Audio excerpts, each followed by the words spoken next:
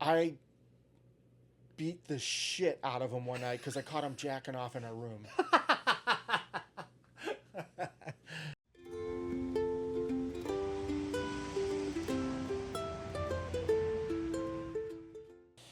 Alrighty, getting started here with the next episode of Talk Story with Bakatare Inc. Yeah, I can hear you. You're not using headphones. That's fine. So I'll tell you if you're not talking loud enough or anything like that.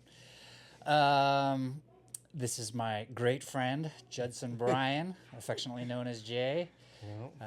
One of the amazing artists that came out of the World Industries Camp back in the day. How long ago was that when we first started? I remember it was. I was there maybe.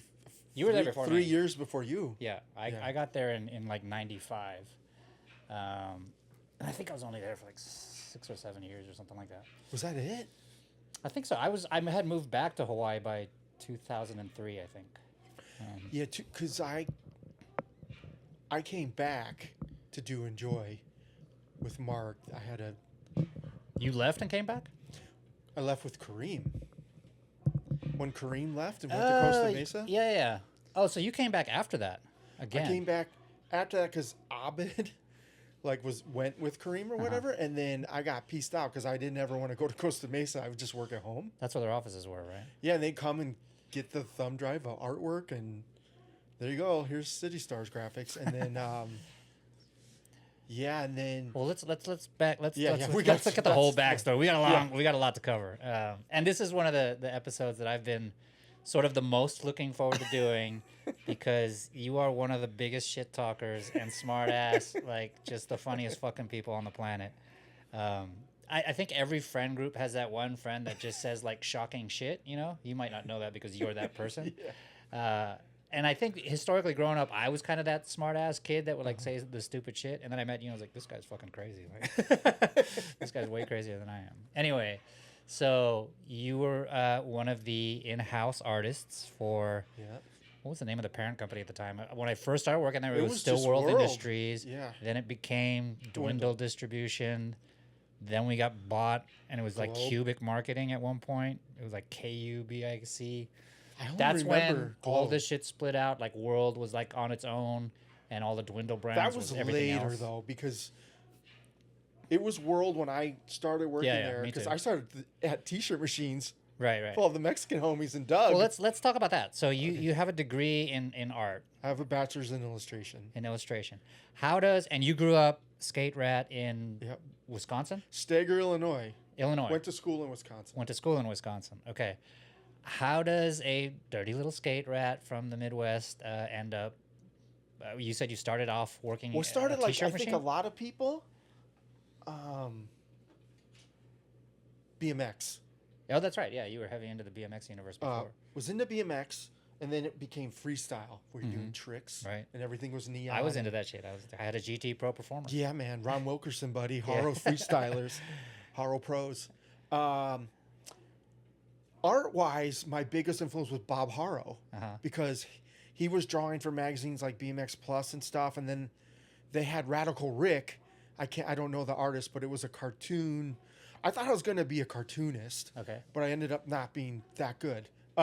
Really? Yeah.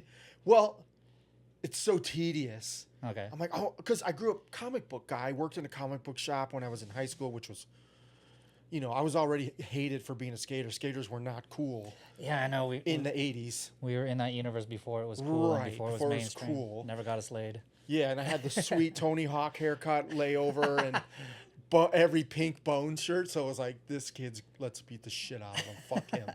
So, but that's where I started drawing. And I was sending. This was in high school. High school. Right. And then I started sending drawings to a zine and was making friends through BMX zines. And I was sending artwork and it was fucking terrible. And then, but those influenced me. And then Freestyle Magazine, Andy Jenkins, who I love to death to this day. He's the girl skateboard artist, or he came back to be, again, this girl skateboard artist. And he's been such a big influence. Like, he has no idea. I don't know him. I know the name, obviously, but he was from the Freestyle universe? Yeah. Well, Tremaine's from BMX. Yeah, so he worked at Freestyle, and yeah. he knew Andy, he knew Spike Jones, this guy, Lou. And Freestyling Magazine was all BMX, but then when Spike Jones started working there, skateboarding was creeping in. Okay.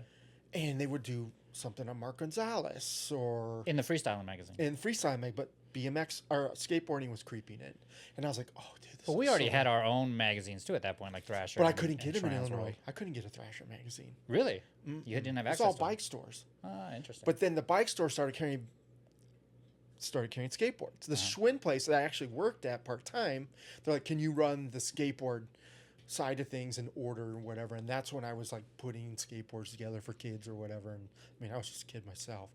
It was funny because my first skateboard was a Haro skateboard. It was a BMX. They made this thing. It's called the circuit board. Really? Haro so made my skateboards? first board was because it was like BMX, skateboarding. They're all the same.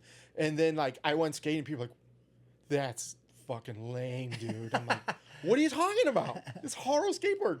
So I think the next board was like a Guerrero or something, like Bones, because you were getting, you know, all the Future Primitive videos were coming out and stuff. And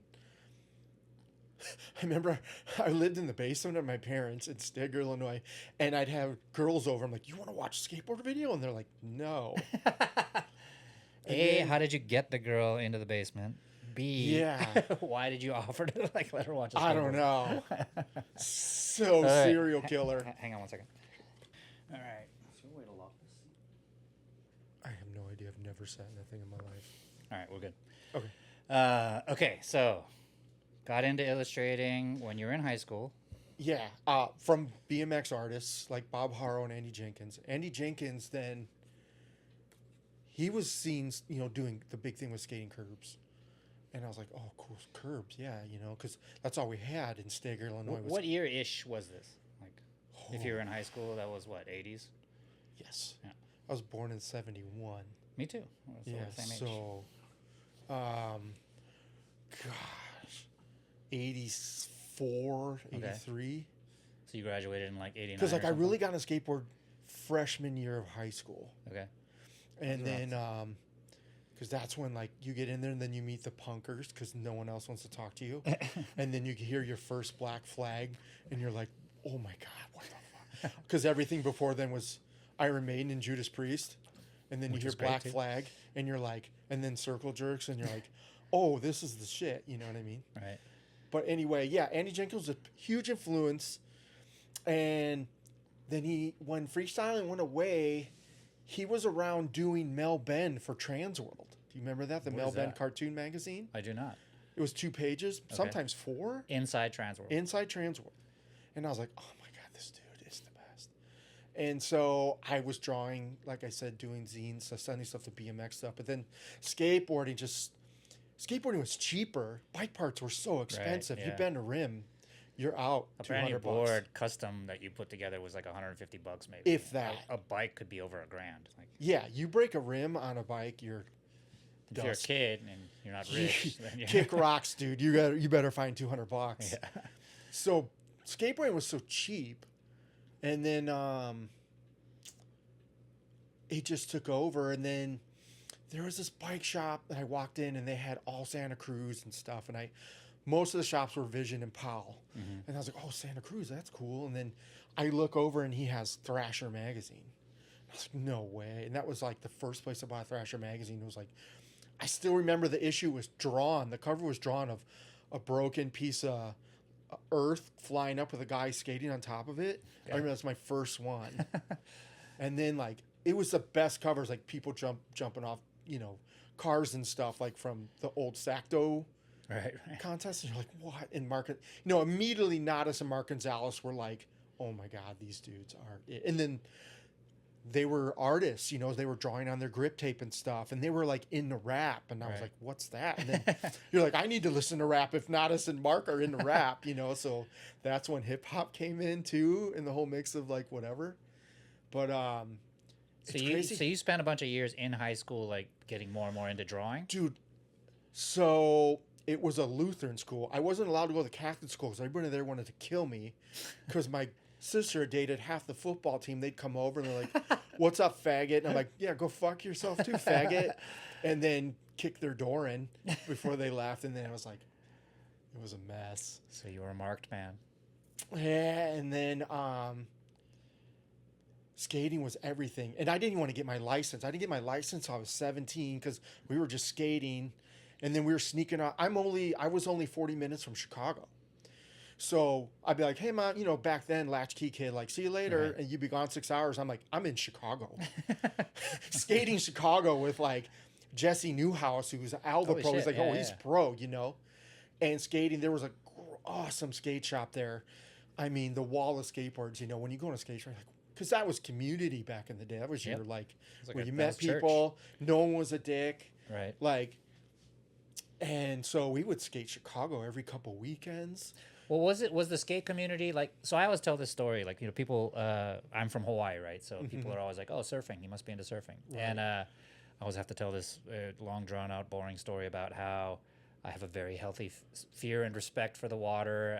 I didn't almost die or anything, but I just had a couple of scary experiences as a kid, wanting to be a surfer, and because everybody in Hawaii grows up, those are the cool guys. A couple of times I was like, I don't know if this is for me. It's kind of scary. Then I discovered skateboarding, and that was a wrap. Like I was just obsessed with skating. Having said that, like getting involved with skating back then, like you had already mentioned, it wasn't the most mainstream sport in the world or anything. It was a pretty small community, kind of no matter where you were at. So same thing in Hawaii. You saw another skateboarder, you lost your mind. Right. So, and the thing is, like, and decades later, I kind of got into surfing a little bit. Like, I like to surf now, like longboarding or stand-up paddle, catching little waves in town whenever I'm back in Hawaii. And people ask me how I like surfing now, and I was like, I still like surfing is a sport where everybody wants to beat each other up. Like everybody's a tough guy, and I get why it's like that because territorial. They're very territorial, but it's because there's this limited resource, right? Like a good wave only comes along every once in a while, and when it does, there's a gazillion people. It's overcrowded a lot of the spots, and people are fighting over riding this one good wave. So I kind of get why it's hostile like that. And the point I'm getting at is that skateboarding was the opposite, right? Like when we were kids, you're skating at a spot, whether it's a ditch or somebody's ramp or something. It's a fixed asset, so it's not like a wave that's only going to come around once an hour or something like that. It's always there. Right, it's there. And there's not a lot of us, and we get tired real quick. So it's like whenever a new skater came, it was way more embracing as far as community goes. It was like, quick, grab them, don't let them get away. You know what I mean? Yeah, like I have a great funny story that's super racist. You did predict that this podcast episode would go off the rails in the first 5 minutes, so here we go. It wasn't me being racist. Kareem Campbell was one of my favorite people in my life of all time.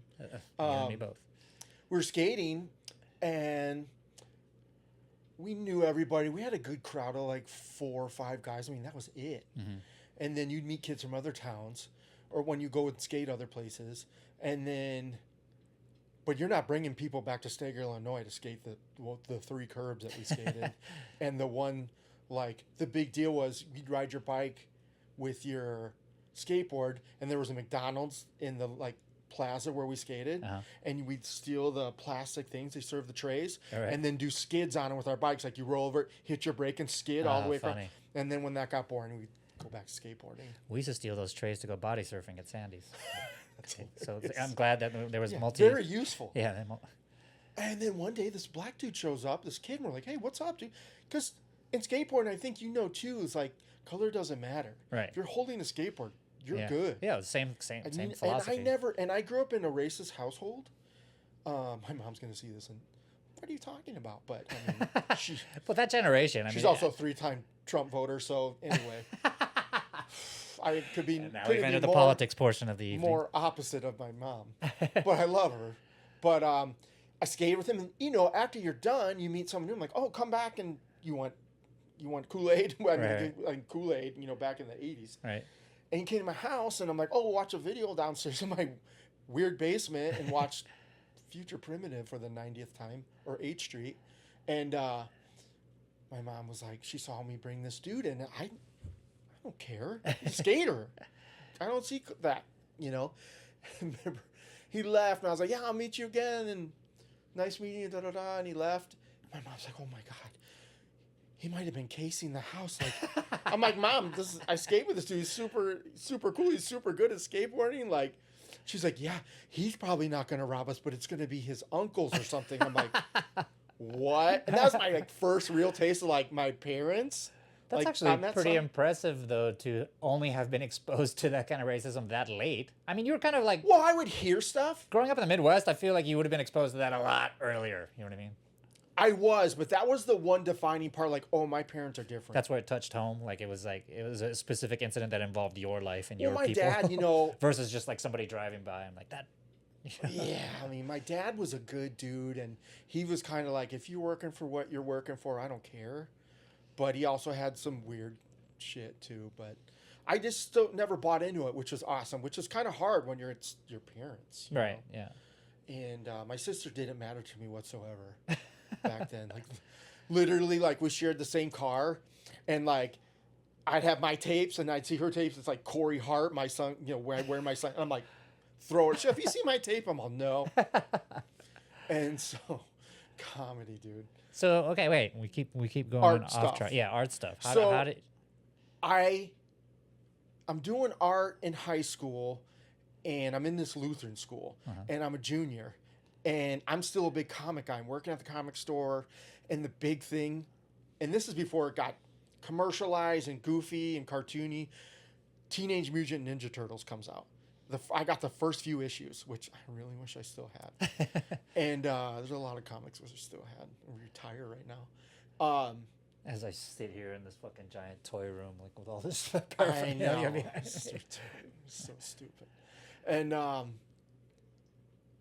started drawing them because I'm like, oh, these are fun to draw. So they'd be like, draw whatever you want. And then I got really good at just, because everything in my life was all self-taught back then.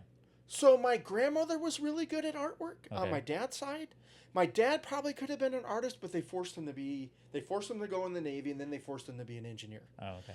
And so he went to the same school as Letterman out in Indianapolis. Interesting. That school. And he got his degree and was an engineer. But my dad, I was always in the car somehow, like Hot Wheels and stuff. And he'd always draw a car for me when he was home. I never saw my dad. He was like a traveling engineer, so I saw him like 1 week out of the month. You know, he'd be home and he'd draw these cars for me, put on my wall. So stoked on him, which is funny because now is what I do. But yeah, but skateboarding, all through that was art and skateboarding, the same thing. Art, skateboarding, music, just like everybody else that really grew up in that.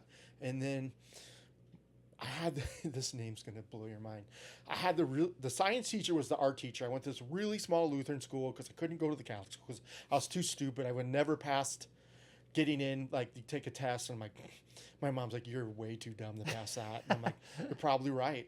And then I wasn't like a horrible student, but I just didn't care about school. I wanted to be outside and do my thing. And so he's like, you gotta. So his name, so I'm in art school. He's like, you're really good. And I'm like, oh, okay. And he's like, you got to get out of here. He goes, there's no art school senior year here. You're done junior year. He's like, you got to go to another school, Jay. And his name was Mr. Zoyner. Zoyner. Amazing. Skinny dude, glasses, super awesome. Like, was a teacher what a teacher should have been, you know. Right. He's like, you got to leave. I'm like, okay, so I tell my parents, Mom, I got to leave. I think this is what I want to do. And my parents were like, that's cool, because they're like, back then, they were like, you're going to be a gas station attendant, so just get used to it.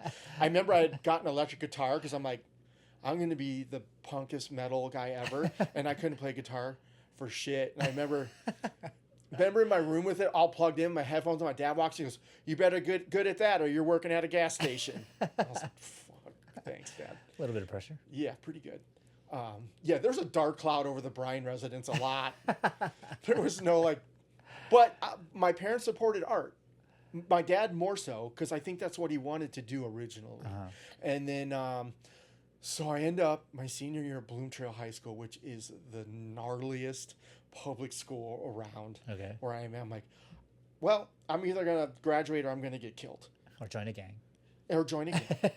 And then, I met more skaters I didn't know. Okay. And immediately best friends, you know. This guy, Chad, he had money. His parents had money. He'd have a new board all the time. I'm like, dude. I just would sleep over his house and we would watch Headbangers Ball and play with his ferrets. But he was an artist too, and he was doing this class where remember, they go, can you draw a duck?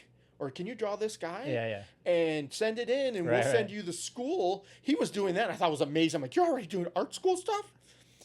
And I ended up. So that was a real thing. It wasn't just some scam to get it you was to buy totally like, real. art supplies. And I don't know if it wasn't not a scam, but he had done it, and like they would give you like draw these curves, you know, like draw hands, and I was like, this is amazing. Well, anyway, I ended up getting a really good. I had to take ceramics and regular art, and ceramics where I met my first punk rock girlfriend, Mina, and I was like got into that scene hard with her, going to shows then and stuff, and then Mr. Pounds was the art teacher, and I'm like, hey, listen, I want to go to art school, like art college, whatever it was, and I'm like, can you help me? He's like, I'm going to help you put a portfolio together. So while everybody else was doing anything, he knew I was serious. No one else was super serious in the class, and he would like, you got to do still life. So I'm drawing flowers, I'm drawing mannequins, I'm drawing whatever, and putting together a portfolio. So he sends me, so it gets to the end of the year, and he's like, you got to start looking for schools. Okay. So I go to the big one, which is the Chicago one. The name leaves me, but Chicago Institute of Art and Design, maybe. And it's just overwhelming. And my mom's like, you're going to have to take the train every day to go to there. And that's like, I'm like, I'm going to have to do homework and take the train back and forth. And like, I'm like, what? And, you know, by no means, my parents were middle class. We weren't rich, you know, but we had what we needed. And I was overwhelmed. I didn't like it. I was like, dude, this is crazy. So I went back. I'm like, Mr. Pounds, it's probably not for me. He goes, slow your roll. We had looked at one other school. I couldn't even tell you where it was. I don't remember. But I remember going outside and it was just crime. My mom's like, no. So that was the end of that. And then Mr. Pounds like, there's this place in Milwaukee called Milwaukee Institute of Art. It's a smaller school. So my mom's like, we'll go spend the night. It's about 2.5 hour drive from where we live. So I'm like, okay. I got there and I immediately kind of dug it. And they go us through the school and they go over my portfolio and they're like, you can do it. You could come here. And I remember walking in and they're drawing this nude girl. They had like, we had figure drawing class. Right. I walk in, I'm like, oh, we draw nude for real? I'm like, Mom. Even my mom's home, she's like, what is, I was ready for her to go, you're not going here. Because we grew up Catholic, like Catholic grade school and then the Lutheran school because you wanted me whatever. And I was just like, I had already checked out of religion, you know what I mean? I'm like, no thanks. And I just did what I was doing to just not get in trouble and not get grounded so I couldn't skate. So Milwaukee Institute of Design was the thing. And it ended up just being the best. I still have friends to this day, and it's been, 30. So what was the degree you got from that? I got a bachelor's in illustration. In illustration specifically? Yeah, well, it was weird because it was either illustration, graphic design, and then I really liked industrial design. Okay. But I didn't think I was like smart Remember enough. Amir? Didn't he get a degree in industrial design somewhere? Maybe. I don't know. Yeah. So they're like drawing cars and stuff, right? And they're doing like product. That's industrial design. Yes. Okay. It's very 3D back then and whatever. And you're building a lot of stuff. Maybe you missed your calling because all you do is draw cars. So. Well, it's funny because the dudes who actually draw cars and stuff, it's so different than how I do it. Because I kind of do it from culture. I'm very cultured in Japanese cars. Like, I didn't get into cars because of Fast and Furious. Like, when that movie came out, we were like, this is fucking dog shit. Like, this is going to ruin our fucking scene. It wasn't like, this is what got me in it. Because so many young kids these days that I'm friends with, I have friends that are 28, you know what I mean, and 33. And that was the hook that got them into that they were like, oh, Fast and Furious. And I'm like, fuck that movie, dude. And I was kind of close to it because this girl I was dating at the time, they used her car. They repainted it. She was the girl's car that was the Bryan was trying to hook up with. The pink Integra was her car. Okay. And then all her friends I had met through car stuff, their cars were in that movie, in the background and stuff. So I actually went to the premiere of that movie, and I was like, in Mark Johnson's GS. That's another story. But anyway. We were already in that universe? It was that far ahead when that movie started coming out? Those movies started coming out? I was working for Enjoy then, and he had given me his car. He had just bought this GS. Said, can you take care of it while I'm gone so I don't have to park it here? I'm like, no problem. And then he blamed me that I broke something on it when it came, and I was like, dude, I didn't do anything with it. I remember that. But anyway, so... All right, so degree in illustration. So illustration, but that's where I met all these skaters that were so good. In college? in college because Milwaukee's a city. Yeah. And I was living right in the city. Okay. I mean, the first day... you lived like on campus? You were like... No, there was no campus. We were in apartments. But okay, so it was like maybe not official from the school student housing, but you weren't living at home anymore is my point. No. Okay. Got an apartment. They hooked me up with this guy who wanted to be a political cartoonist. Okay. He was a total fuckhead. He had never been away from home, had no idea, like immediately started drinking and smoking. And then I beat the shit out of him one night because I caught him jacking off in our room. And he would always flirt with whatever girl I had over and like... So super creepy. Oh, dude, beyond. He's like 6'3", red hair, and just... I wish I knew where that dude was now because he got thrown out of school twice. For he just what? was drinking, smoking, partying because he didn't know... He was finally free from his parents and he just like exploded. Like I was gone all the time. It's like watching Mormons go off the rails. You ever meet a Mormon who like renounces their religion? I've never met anyone that goes off the rails and goes bananas with like how hard they party harder than a Mormon who like renounces their religion. Well, like my thing was, so my parents are paying for school. If I don't do this and get it right, I'm fucking dead. You are in the My gas dad station. was if you survive the beating. Right. So I was like, I got. So you busted your ass. He busted my ass. The only thing I didn't do well was sculpture. I got a D in. Well, I just good hated thing your it. career doesn't depend on that.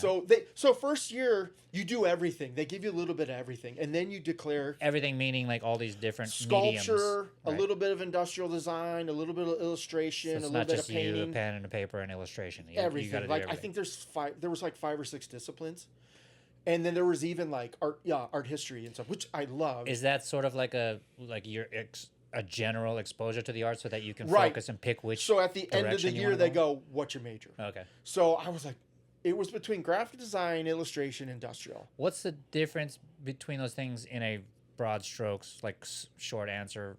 Like, what's the difference between getting a degree in graphic you're design not versus painting. illustration? Like we had painting class. We had more figure drawing class. Like they go home and draw 100 hands this weekend. You're like, fuck my life. Or like, stuff like that. In graphic design, you're laying out a magazine pages or something. Or Do they already have all the digital tools back then, like Quark, So Express, computers were just starting to come in. Okay. I'm like, what? So people were laying out magazines back then by hand. My whole thing with computers was Steve Rocco's like, if you don't learn it, you can get the fuck out of world. That's what. Look at. I mean, what we used to widely consider one of the Jedi Masters of graphic design, JT. I never touched a computer before working at World. Right. And then neither did I. Okay. We were on stat cameras and shooting our stuff. Cutting rubies, I remember. Dude. So cutting ruby litho. Oh god. Okay, so you graduate. So you have this degree. Well, here, more skateboarding. Okay. A lot. I'm working at Turf Skate Park. Yeah. Which is, that was a big deal before back in the they day. plowed it and brought it back. They brought it back the last couple of years. So I met all these artists there. They were all artists. They actually went to school with me. And then working at Turf in the summer. Mm-hmm. And then it was just a blast. I mean, the best times of your life, college. And then graduation. I'm working at Paul Zitzer, who's pro for Birdhouse. I remember Paul parents' Zitzer, skate shop. They had 2 skate shops, and I worked at Phase 2, which is their newest one, which was on the west side, where everything was crazy. Like all the gay clubs, crazy stuff, good clubs like Insanity bars. Bunch of Greeks lived over there, and I had an apartment right in the thick of that. And I'm like working at the skate shop, and my mom's like, "Time to come home. We're not paying for the apartment anymore." I'm like, "Oh no." Go home. This is like right after graduation. Then. Right after graduation, we drove to Florida with 2 of my good friends, John McGuire and this dude Rich. McGuire. We skated the Tampa skate park for like a week or so. Met Lance Conklin, all the alien guys. Uh-huh. Bo, I bought a pair of wheels off Bo. I think if I wouldn't have bought him, he would have beat the shit out of me. And we met all these cool, and Bryan, who ran the park, and it was just mind blowing, like skating with pros and stuff. Like, whoa. First time, I think. And Paul was so good. People don't know Paul was like so good at street.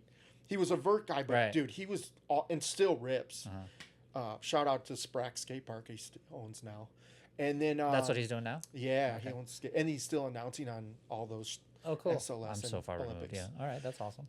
Still friends with Paul. Talk to him once in a while, once a year, maybe on DM. And then his parents were just awesome people. And mom says, come home. So back in the basement, trying to get girls in there to watch skate vids still. And then there was a skate park that opened indoor because it's winter now. Right. And so I hooked up my friends I had skated with before I had left. And they would come out periodically to Wisconsin, stay with me, skate, go back home. And they were like, oh, this place rules out here, you know. I'm like, yeah. Milwaukee had a great skate scene. So I go home. I'm like, I don't know what fuck. So I'm drawing and painting just to do it.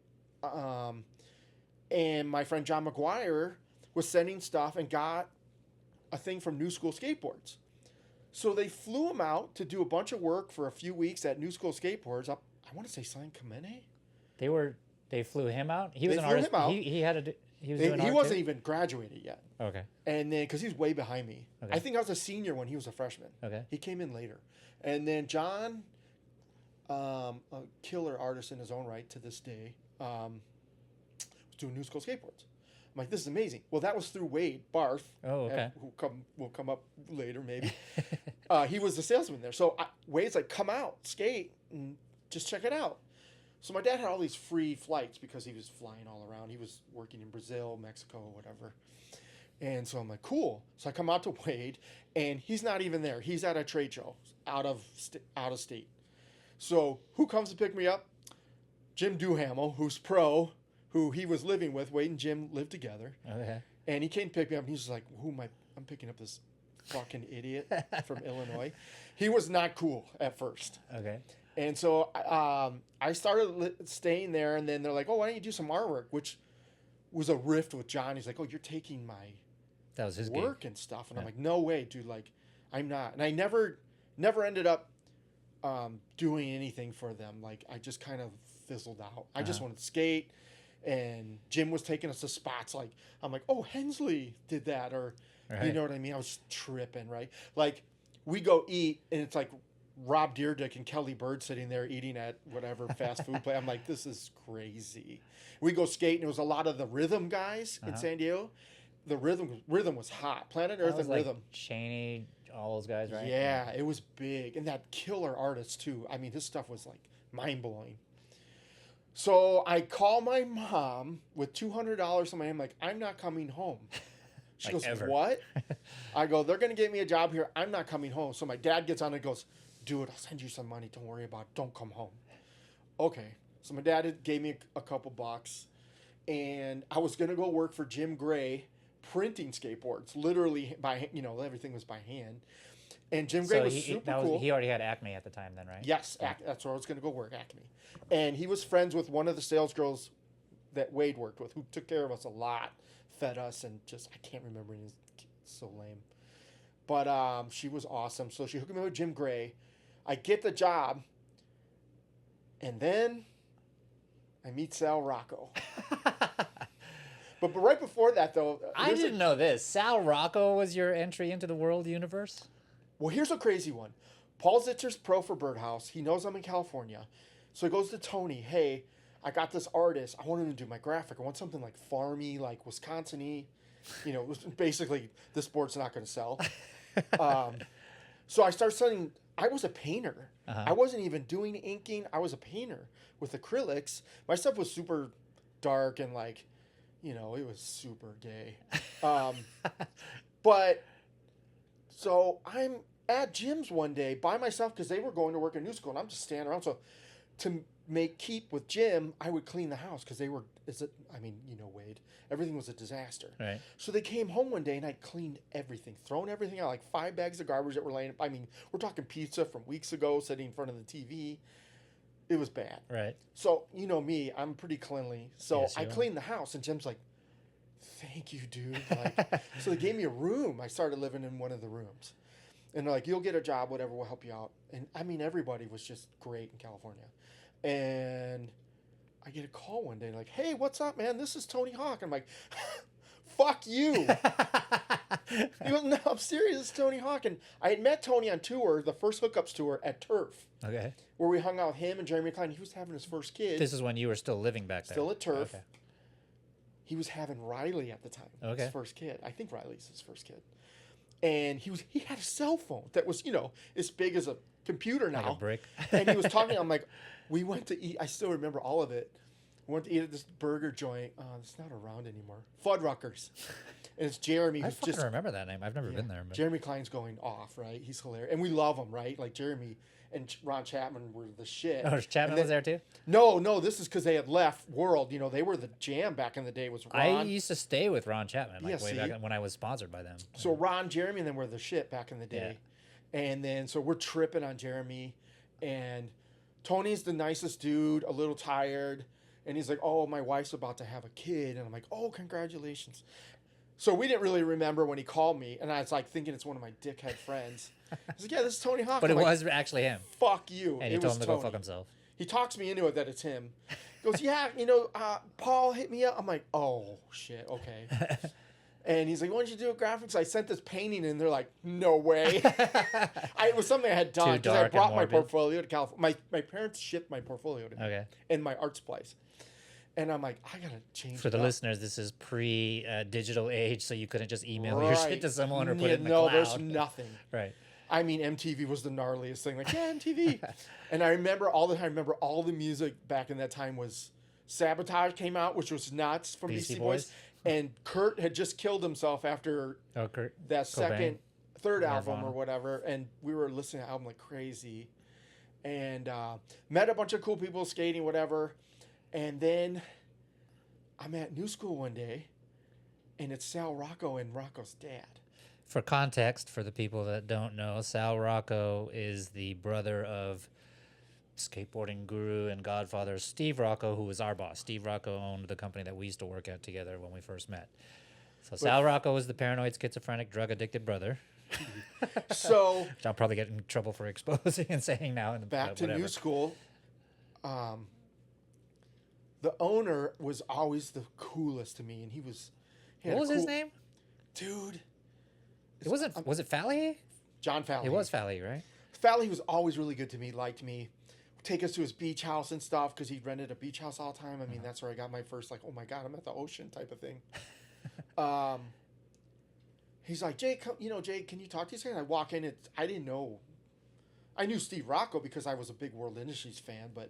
They're like, hey, they're starting this company. And I'm like, so this is the darkest days. So, like, we're starting this company. I'm like, oh, yeah, what is it? And they're like, Bitch Skateboards. Oh, you were the first, you were like one of the first. I was the bitch artist. You were the bitch artist. They had some stuff out. Sean Clever's if you ever see, he's going to love this. I was known as the bitch artist by all the Big Brother guys. Yeah, this is Jay. He's the bitch artist. Like, fuck. But I didn't know, like... Bitch was the name of one of the brands at World Industries. And at the time, it was so funny because I was riding girl boards all the time. So I loved all those dudes. For context, Girl was the name of the company that started after half of the World Industries pros basically mutinied, left, and started Girl and Chocolate, the two brands.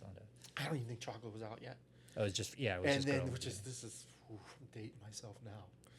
So I met them. They're like, hey, you want to do artwork for us? And I'm like, okay. And dude, it was rough. My art was rough. It was gravestones of Eric Costin and a bunch of the things. I remember that series. I just saw one recently. I think Sean sent it to me, Cliver. I'm like, oh, dude. So I got my little art table. I'm doing bitch skateboard. I'm thinking, oh, I'm a part of World Industries now. But I'm still in San Clemente. And yeah, did Bitch ever actually have like a physical presence in El Segundo, like at the other World Industries? Well, this was crazy. Yeah, they were doing it out of world because it was selling. They were making, but it got huge in Japan. In Japan, I was there for that. So the dad was like, he gave me money to get an apartment. He's like, you got to move to, but he's like, first Rocco's dad. Yeah. Okay. But they're like, you're gonna live at Sal's place first. So it was me. This guy, Mike Patton, who grew up with Adam McNatt in Laguna Beach. And he'd film all that. If you ever saw Adam McNatt's video parts, what do I remember Mike Patton, too? He did Monkey Business with me. Oh, okay. The hardware company later on. So Mike and I were living there, and we had to buy locks. Because I remember I bought this, like, cool, remember the cool block stereo thing so I could have music and tape deck. And he would come in at night and steal everything that was his stuff. I'd wake up in the morning, I heard, and I'm like, I just have a huge lock on my door. I go out, and the microwave's gone. The TV's gone. So I tell his dad, I'm like, this is when he's full heroin, like everything. And he had the two sisters, the one that worked at World and the one that was Angela. Crazy. So there was another sister? Yes. She was terrible. I don't think I ever met her. So she worked for Bitch. Oh. And so the whole thing was, Rocco's like, we got to cut this out. People hate this. Like, we shouldn't be shitting on these dudes so hard and whatever. And so I was like, nah, man, fuck it, whatever. And we had these writers. So Mike Patton was a writer, and this dude, Kobe, who was a huge Mike McGill. Remember Mike McGill skate park? Yeah. He like ruled it. He's like this really super white skinned, blonde haired kid, but just like super dangly. Uh-huh. And he's just like, I just want to be a hairdresser. And we're like, but he ripped at skateboarding, dude. And we're like, I think Kobe's like, but he would pull these chicks so gnarly. They were so hot. I remember we had this chick Mercedes. I was tripping like, what the fuck? Anyway, we're getting our stuff stolen every night, and Steven Sal's dad's like, I found us a warehouse. And I remember he takes me to this warehouse, and it's gigantic. This is going to be the new bitch Steve warehouse. Took it? No, the Sal. dad. Oh, okay. Steve had nothing. This is they're breaking off from World now. Okay. Steve wants it out. She's like, this is bad news, man. Get the fuck out. Sal's stealing his own boards, like coming in the back and taking 30 boards to go sell them for fucking whatever. And this is the night, this is funny because I was friends with Acuna really early because he was friends with Kobe. Yeah. He had the best fucking skate spots. And I remember staying at Jason's house one night, and the shower was like below my chin. Because Jason, Wee Man. For those that don't know, Jason, Wee Man Acuna from Big Brother fame. Jason was really fucking cool back then. He was super nice, yeah. I Then, remember skating with you guys back in the day. Yeah. And then here's the one, Wee Man said this on the new Jackass podcast, if you watch it with Tremaine and Johnny, PJ. So he's on it. So one night, we get these skaters that were tied with that big skate shop in the South Bay? E.T.? No, Platinum. They started Platinum. Oh. What was that shop? XYZ? XYZ with, what's his name? So I made kind of friends with him. And I later ended up doing a couple Platinum graphics. And Bokma graphics, actually. And anyway, Sal's like, we got to go get our writers. We got to get a video going. And like we're like, what are you talking about? So Kobe and we're like, who's going to film this? It was going to be Wade. Wade's like, I'll film it. I'll be the filmer, which is hilarious. Right. And so Wade was not there that night. So it's me, Kobe, I think Mike was there, and Acuna. No, Mike wasn't there. It was Acuna. So we go up and, I don't know, this shitty-ass car. We drive all the way to Carlsbad to pick up this skater. 2 skaters? Is 1 or 2 of them. Were you still living down, like, in Orange County? I was in his house, and I was in El Segundo in Sal's so house. you were up in El Segundo now. Okay. That's a long way to Carlsbad. So, and this is like 12 at night. Of course. He's like, come with us, man. Let's go get the stage. We're going to make a video. And like, okay. We drive. We pick these dudes up. We're coming back. Sal pulls out a gun. And he's threatening us with a gun. Like, you guys don't give a fuck up, man. And we're like, was his humor. Yeah. And we're like sweating. I'm like, I'm going to jail forever. He's got a fucking live round gun in the car. And then we're like, me and maybe Jason, we have flashes. We're flashing at cars behind us. I mean, total dick moves, right? We're laughing.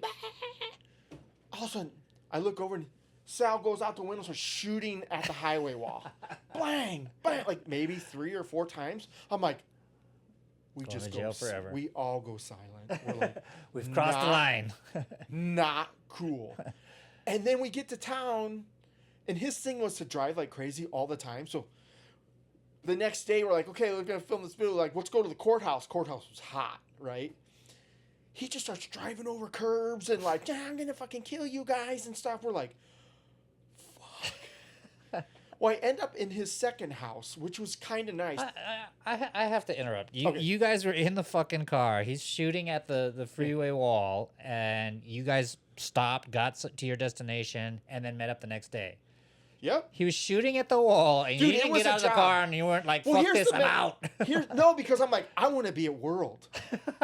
So bad that I'm willing to risk my life and potentially getting shot by the psychotic. For real. I want to be at World. Because I'd already gotten a tour and stuff, and met Doug, the operations manager in the back. Be cool. Who was, hey, man, be cool. I'm an Indian. Okay, dude.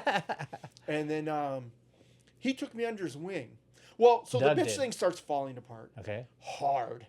Kind of jumping forward, but I was like, I could go in there and use a stat camera and cut Rubo. I started staying there, and they had that little art room on the side, and then Cliver had his own thing, and Mark had his own thing, and Nadas was there. I mean, just to see Nadas walk past you, you're like, what the fuck? Well, I kind of made friends with Cliver, because Cliver showed me how to use a stat camera, whatever, cut Ruby Lith. He showed me everything. I owe everything to that guy. And he knew I went to school in Wisconsin. We knew some of the same skaters because he grew up in Wisconsin. So we kind of like hit it off. And he took me to my first contest in Venice Beach when Girl was hot. We were tripping because Henry Sanchez was rolling a girl board and shirt. But he had his own deal with like Steve. Mm-hmm. He was on Blind back then, right? Yeah, and my favorite my first pro skateboard deck I did, like that mattered, was Henry Sanchez. And I was so hyped because, you know, Pack of Lies, Tim and Henry's Pack of Lies was like the video. Right. And Henry was like, I mean, I couldn't believe it. Like, he was my jam, like my favorite. Those guys were on another level, yeah. Right. But it was all tapering off. Everyone had left, and they took the rest of the people from Chocolate. Henry was still around, getting paid mass. I mean, he was doing pretty well. Kareem, the whole Menace thing was starting and going strong immediately. And didn't know any of those guys yet. And then they were like, hey, don't work that. We don't want to see them what you're working on. Like, we're leaving World. They don't want us there. We're going to do our own thing. And that's why I saw the warehouse and all that. I'm like, no, no. So lo and behold, one night we get to skate the World Park. Oh, damn. And I'm tripping from all the videos and everything. And I'm like, Rodney comes. I'm like, hey, man, nice to meet you. Like, I'm an artist, like, and I do bitch. And he's immediately like, no. And I'm like, do you need artwork or anything? Like, you know, I was like, save me. Yeah. Rodney's like, okay, get away. I'm like, fuck. I'm like, damn it. So I came up with a plan. Like, Steve was wondering what was going on or whatever. I'm like, listen, Steve, I'll tell you whatever you need to know. Just give me a job. I got this apartment that they had put me in out of the second house that was also, they were coming in and doing, like, first time I saw people, like, tie up. Like, Sal's friends. To shoot heroin. And I was like, I'm in trouble. You know, and for context, you've always been one of the most straight-laced people. Like, no alcohol by then. Never smoked cigs. Still to this day. Like, you were like what I we didn't called have alcohol straight until I edge was 21, back then, and right? then I never touched it barely ever again. Right. Here and there now, like, hey, taste this is probably how I have alcohol here. I think I've seen you drink once in my entire life. Like, and so I was all about straight edge. Like, Minor Threat was like after Black Flag was Minor Threat. Like, I'm straight edge. But, I mean, it saved me probably for the longest time. Yeah. And then, so I have this apartment. I got to pay for it. I'm like, I need a job, man. I got to pay for this apartment. So I go up to the big one, up the stairs. Oh, his office upstairs? Steve's. Yeah. I go, this is what's going on. I just saw this fucking crazy warehouse they're trying to move into. This is what's going on. Once again, for context for the listeners, back in the... And the reason why I think a lot of our stories are so funny and good is this isn't just like some old guy sort of like reminiscing. The good old day. But I mean, arguably, the time that we worked in the skateboarding universe was the heyday of skateboarding as far as working in the industry goes. Well, and being a part slowing of it. down, but taking off. Well, again. Skateboarding was always very cyclical. It would die every 10 years. Well, we were in the slow part. Yeah, we lived through the slow part, but I mean, just as far as like all the craziest stories that ever came out of living in the skateboard universe, I feel like most of that happened in the generation that we worked in that. So industry. This is late 94, 95. Right. So I started working there in 95. Okay. Yeah. So I wasn't there 3 years before you. Yeah. Anyway, so I go up there. I tell Steve everything. He goes, Doug comes up there and like, you're gonna work the t-shirt machine. Okay. I'm like, cool. That must have not lasted long though, because by the time I got there in '95, you were already full-blown Doug staff ends up illustrator. being my caretaker. He's the fucking best. He was awesome, yeah. Bringing over to my house Bad Lieutenant to watch and stuff, and like, just the best dude. Like so fun. Like probably the funniest dude in that place. Besides, who was the super dark guy? The crazy. Fleck. Fleck would come like that guy was an alien. He was like from another planet. He was amazing. He's on meth 24/7, but like, he could throw a nail through like a plywood board, like but with his hand from like Fleck 10 would feet come away. back there and be like, and we're like, fuck yeah, Fleck. Call everyone Bubba, dude. And so I'm on the t-shirt machine being called Wedo and Puto all day, but they were the best dudes. The Mexican dudes were the fucking coolest dudes. And I start feeding ink works to Rodney. Okay. And Doug's like, hey, wow. I'm like, cool, because I had been practicing at home, like inking and whatever, and trying to get past the bitch thing. I think the last thing I drew for bitch was O.J. Simpson in a bitch outfit in full football breaking out of jail. I mean, terrible, right? You've arrived as an artist. Here I am. And Cliver and McKee, who are still the best of all time. And then there's my dumbass. So I'm feeding artwork, and Rodney's like, hey, finally started kind of making friends. I go, is there anything else I can do? He goes, you want to do the boxes for the pros? I'm like, I'll give you a list of stuff. This is how many decks I get, this and that. Oh, like team managing stuff, like packing boxes. We didn't have a team manager. I thought you were just talking about like doing the artwork for the boxes. I'm like, no. fucking boxes? They're like, you want to do, it wasn't called team managing, but you want to do the boxes. Yeah.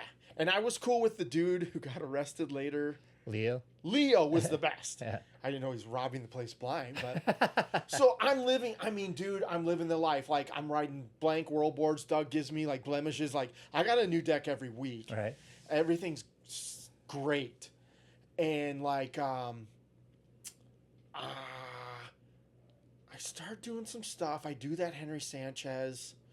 So at this time, Mark and Frank Messman comes in. Mm-hmm. I'm already drawing and doing and getting Frank Messman was hired as our CEO. So Frank and Scotty and Abid all come about the same time. All those guys were on the business and the accounting side of things, yeah. And Sean's still cool with me. We're going to skate together. That's before when you came. You started skating with us. Yeah. He's got an Acura RSX, so I think is the coolest thing ever. Yeah. It's total. He didn't care about cars at all. I remember going to his first apartment. Okay, for context, so important to say is that throughout all of this, like when I first met you and stuff, you didn't have a car either. No, nobody knew you were into cars at all or anything. Like years. Right. So I get out. I'm doing team managing. They're like, hey, you're doing great. Doug, God bless him's like, get out, like do artwork. You shouldn't be doing t-shirt printing. Right. I'm like, okay. And so they're like, we'll pay you $300 a graphic. So I'm like, man, if I do one a week, I'm fine. And then I'm doing the team managing and loving it, getting yelled at for sending people red top boards. I remember Clyde used to rip my head off. Maurice Key used to rip my head off. Well, I forget. I remember that was a big deal, but I don't remember why. What did it matter? Red top boards? Yeah. I hate it. It was not good luck. It's just a bad luck. A bad luck thing. Okay. A superstitious thing. And I would send... There was like a batch. They were all red. And I was sending people... And they're like... They call me like motherfucker. Like mad. And I'm like... You know what I mean? I want yellow and blue. Because blue was the one. Man. So at this time... I start doing 101 graphics. Nodis kind of... I want to say he takes me under wing because Nodis doesn't take any... He's just Nodis. But he's like, you want to do some graphics? I need one for Clyde or I need one for Gino. And Nodis owned 101, or he was partnered with World. And he was so good at the computer at the time. JT was cool, but he was cool with me. But Nodis took me under and showed me some things. And then I didn't really take off on the computer till Rob Mars. Oh, so that was much later. And then Rocco was like, you better learn it or you're out of a job. I was like, fuck. Because Clyra, I don't think, wanted to do computer. And at that time, we were only doing wheel graphics on the computer because it was easier for the film. Mm.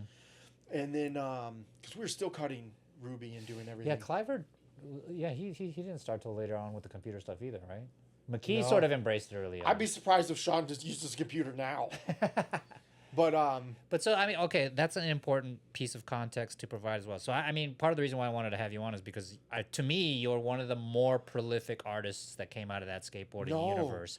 But and I know why you're saying no. You're saying no because you worked sort of in the shadow of two of the people that we consider to be the greatest of all time in that universe, which was Mark McKee and Sean Cliver. Acknowledge like that. Yeah, I'm not trying to say that they weren't among the most amazing artists I've ever seen to this day, but I mean, you were producing a lot of stuff. So that's what happened. So we finally got a team manager, which was Slippers, Mike, and all of a sudden I'm doing more because Frank Messman comes in and cuts salaries on Mark and Sean. He cut their salaries and they're like per deck now. I remember, which is insane. Right. I was like, those, what do you... I mean, should just give them like $1 gazillion and just keep them happy forever. And I was like, Sean tells me, and it's like, he's like, what are you getting? I'm like, I'm just getting per deck. So it wasn't like, they're like, are you... Because all of a sudden I was doing... You were still getting a shittier deal. Dude, there's so many bad decks out there that I had to do 3 or 4 a week. Right. Especially when Casper blew up, Josh Casper. Yeah. Gotta do Casper graphs. And then I remember they said to me, hey, if the boards do good, you get a bonus. So I did a couple Josh Casper and I went over the minimum. And they're like, yeah, but that's because it's Josh Casper, not your graphics. I'm like, oh, really? And then they screwed you on Rodney the bonus? told me that. Motherfucker. So I'm back and forth, making friends with, I'm doing world, but a lot of world industry. I'm tight with Shiloh. Shiloh and me are going to the movie. We're going to Jackie Chan movies. He's drinking a whole thing of Jack. I took him for his birthday, and he got wheeled during this Jackie Chan movie. It's so funny. I fucking miss Shiloh. He would call me at night and tell me I was a fuckhead. He tried to beat down my door in my apartment one time, but I love that fucking dude to death. Yeah, me too. And that's Day One was coming every day. The best guy. Yeah. With Daniel, another Rodriguez, awesome dude. Or Castillo. And who was the short guy that filmed them too? He was super cool. He's still filming to this Brandon? day. No. I don't know, but anyway, not there, he was super not cool. DJ Runaway, not John. No, Castillo. John was always he there, wasn't though. short. Dude, Yeah. John should have been pro. He was Always really good too. So good at skateboarding. Well, that was kind of like, I mean, that whole little crew, like Daniel Castillo should have been. I feel like he's pro, but that should have happened like 10 years earlier. You the day I quit skateboarding? The day you quit? I quit. Why? Remember the park at the other place that was Drawers and Big Brother and all that? It was where Jeff and them hung out all the time. Jeff the Shaolin guys. Yeah. That had the whole skate park behind it when they moved everything. Yeah, right. To the new building. Remember we were in the other building Yeah. with the golf course in front or whatever, and then we moved to the big one. But that's all whatever. So, it was Robbie McKinley, rest in peace. Daewon Song, Castillo, and there was a couple other dudes. And I'm sitting, because when Daewon skates, you sit down. Yeah, I mean, once again, for people that are watching that don't know, Daewon Song, I consider to be one of the greatest skateboarders of all time. In the street skating universe that we grew up in. I mean, to this day, I'll like watch his like first video part and like be like, look, half the shit in that stuff, people still can't do to this day. You know what I mean? And to have that much control. And so I saw them skate, and I'm like, I'm done. Because I was skating by myself or like friends. And before I worked for World, like I had met Daewon, and he was always super nice to me. And like I remember like running into him. I think we were at like the Powell skate park. Remember up in Goleta, like near Santa Barbara, and he was always so. Daewon's just a fan of skateboarding in general, and he just loves to skate, and he loves to have fun, and he loves to have a good time. And he knew that I was back then. Prior to that, I was like the first flow guy on Blind, right? And like skated for Mark Gonzalez and Jason Lee, and that was such a huge deal. And so we'd be somewhere, and Daewon would always be like, he was like the first guy on Blind. And I'm like, you're fucking Daewon Song, dude. Nobody gives a shit that I used to get free boards from Blind. Right. So I saw that, and I'm like, yeah, right. And that's when I got into video games heavy, just playing Final Fantasy VII for 40 hours. I used to come to your house, and you used to have that Tekken. Well, you used to have all the consoles, but you had that motherboard. SNK. You'd buy the boards from the games, but there was a setup to play it on your TV. Right. Like it was basically like what you would see in the arcade, but it plugs into your TV. It was serious. I mean, to this day, today nobody will understand what that means because it's just you just buy like a Xbox One or whatever, and you have every game. But back then, like if you wanted real arcade stuff, you bought these huge. And it was $1 gazillion, and it was all fighting games or Metal Slug.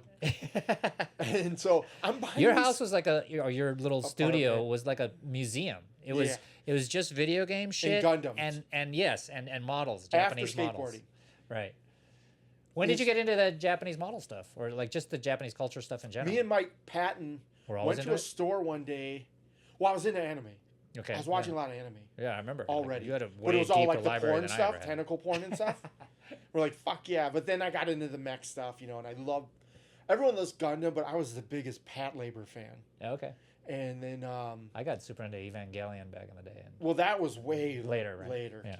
And then I love Evangelion too. And then I still watch. I'm still an anime nerd to this day. I'm like, love it. So, I'm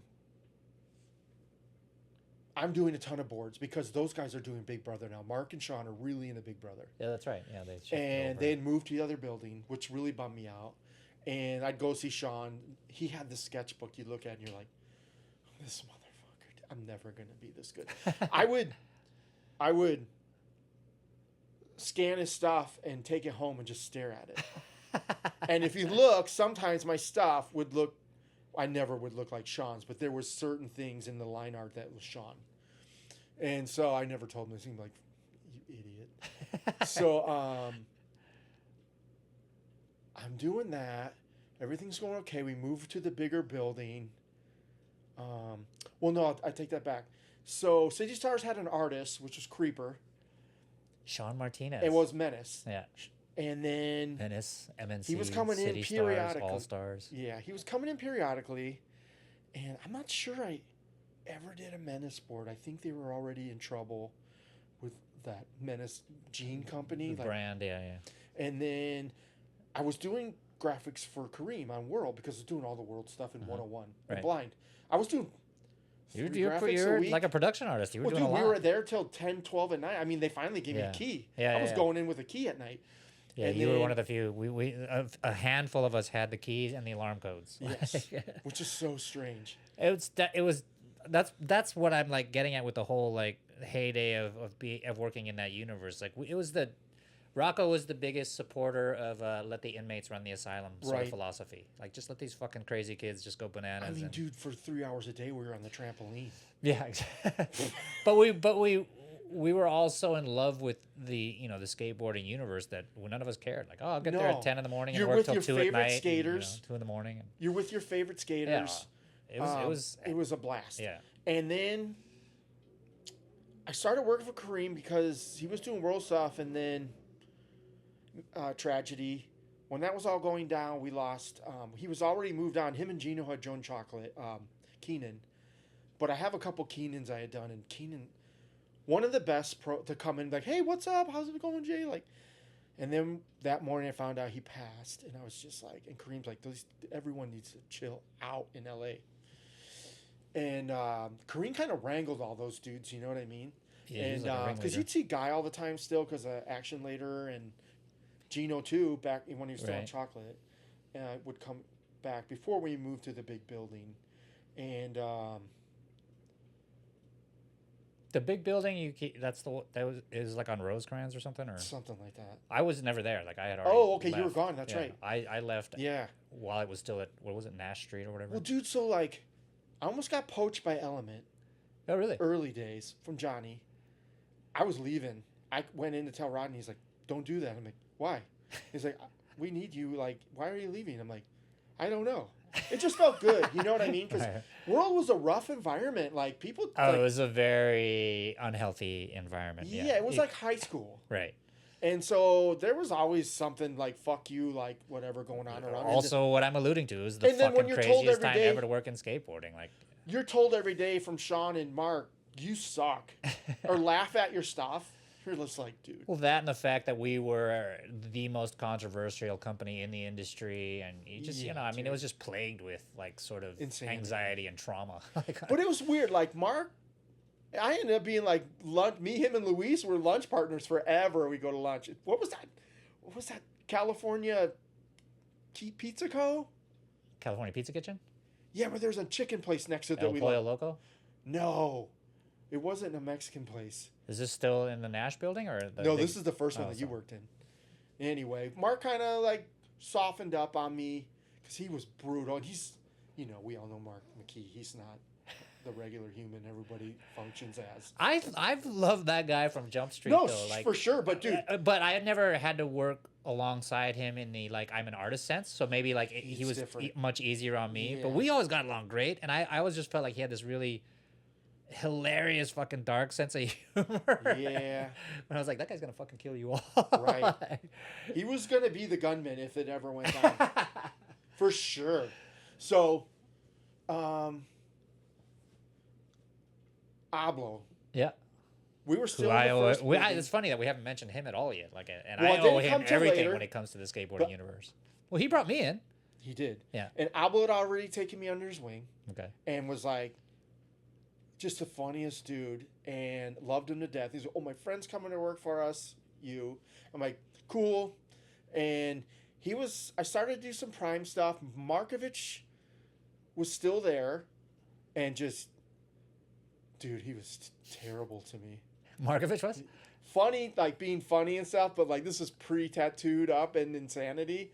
And because where did he go when he left? He left for that foundation or something? He started Hollywood or something like that? I forget. Yeah, me too. It's been so many. I remember he pulled up my apartment one time to grab something for me in the Porsche, like a brand new Porsche. I'm like, dude. Well, he was one of the biggest rock stars back in the day. Dude. Like, he was doing tea bags. Yeah, that's right. He was doing everything. And like, rock star, dude. Yeah. And just, I remember Steve Rocco, would periodically like, yeah, take the credit card, whatever. Ablo and I and Markovich end up in Palm Springs in this insane hotel. And with those two dudes, I was like nerdy. You know what I mean? I'm like playing Final Fantasy VII, watching anime, like right. Still those guys are fucking bananas. Skating. And they're like, they go out and I can't find my license. I know Markovich fucking hid that license. So I couldn't go to the club. Uh-huh. So I went to the movies. I ditched them, went to the movies. I don't know how many times, watched a bunch of movies. We just went there for the night on Rocco and came back. Like, yeah. I remember going to the Big Fries. Remember the Big Fries in Manhattan Beach? And I bought the Radiohead. And I remember... would they actually audit you and ask you what this is for? Never. That back then. See, I used to get... This is pre-Messman. Oh, okay. Maybe that's why then. This is like... Post-Messman, I would get called in every single month because I had a company credit card. And I think I had like among the highest limits, in the company because I, being the sales boss, had to like pay for all of the hotel rooms for trade shows and like, the labor companies that do our booths and all. So just ridiculous like credit limits. But every month I'd get called in and be like, what is this charge for? And 110% of them were always like some crazy shit that Rocco told me to put on the credit card. Yeah. I'm not even going to say what those things are because I'm not even sure they were all legal. Remember filming Barbarians at the Gate? I wasn't involved with that, but I do remember that. And I did run into... So was that before you? I don't know if it was... Because that was Krieger and them all the time. And they were just buying stuff. Like, it might have been... Yeah, it probably was around that same time. But I don't know if you remember Paul Stukin from... He was like Rocco's buddy. I think he was the one that was driving the Land Rover when they did that launch. No, that was Steve. Oh, Steve was driving? So that day... But it was... Stukin was the other guy in the car. I gave you the whole shit. Oh, you were there that day? I watched the jump in person. Yeah. So, like, they're doing this video. I don't even think it was called Barbarians at the Gate yet. It's him and Krieger. He loved Krieger because Krieger was crazy, too. Awesome. Yeah. Krieger would fuck with people. We're going to have to do, like, 10 of these episodes because there's just too many fucking stories. Like, Krieger was awesome, dude. Yeah. I did a lot of Krieger graphics because he was nuts. And just at the time, the best. So, anyway, this is... Getting way off track before he had a shoe or anything. Right. But so you were... You transitioned from working, basically in the warehouse, from screen printing to packing boxes. So like being shit on by Mark and Sean all the time. But them teaching me. Right. To computer. And then, we were in that other building forever. Because I walked to it every day. I'd either skate or walk to it every day. I'd get picked up by Steve. The one that I was in. Yeah. Steve would pick me up. I would take you home all the time. Yeah, all the time. So, Jeremy Ray. Yeah. I got driven home by Jeremy Ray. I don't even know how many times. He was the nicest dude. I like Jeremy a lot.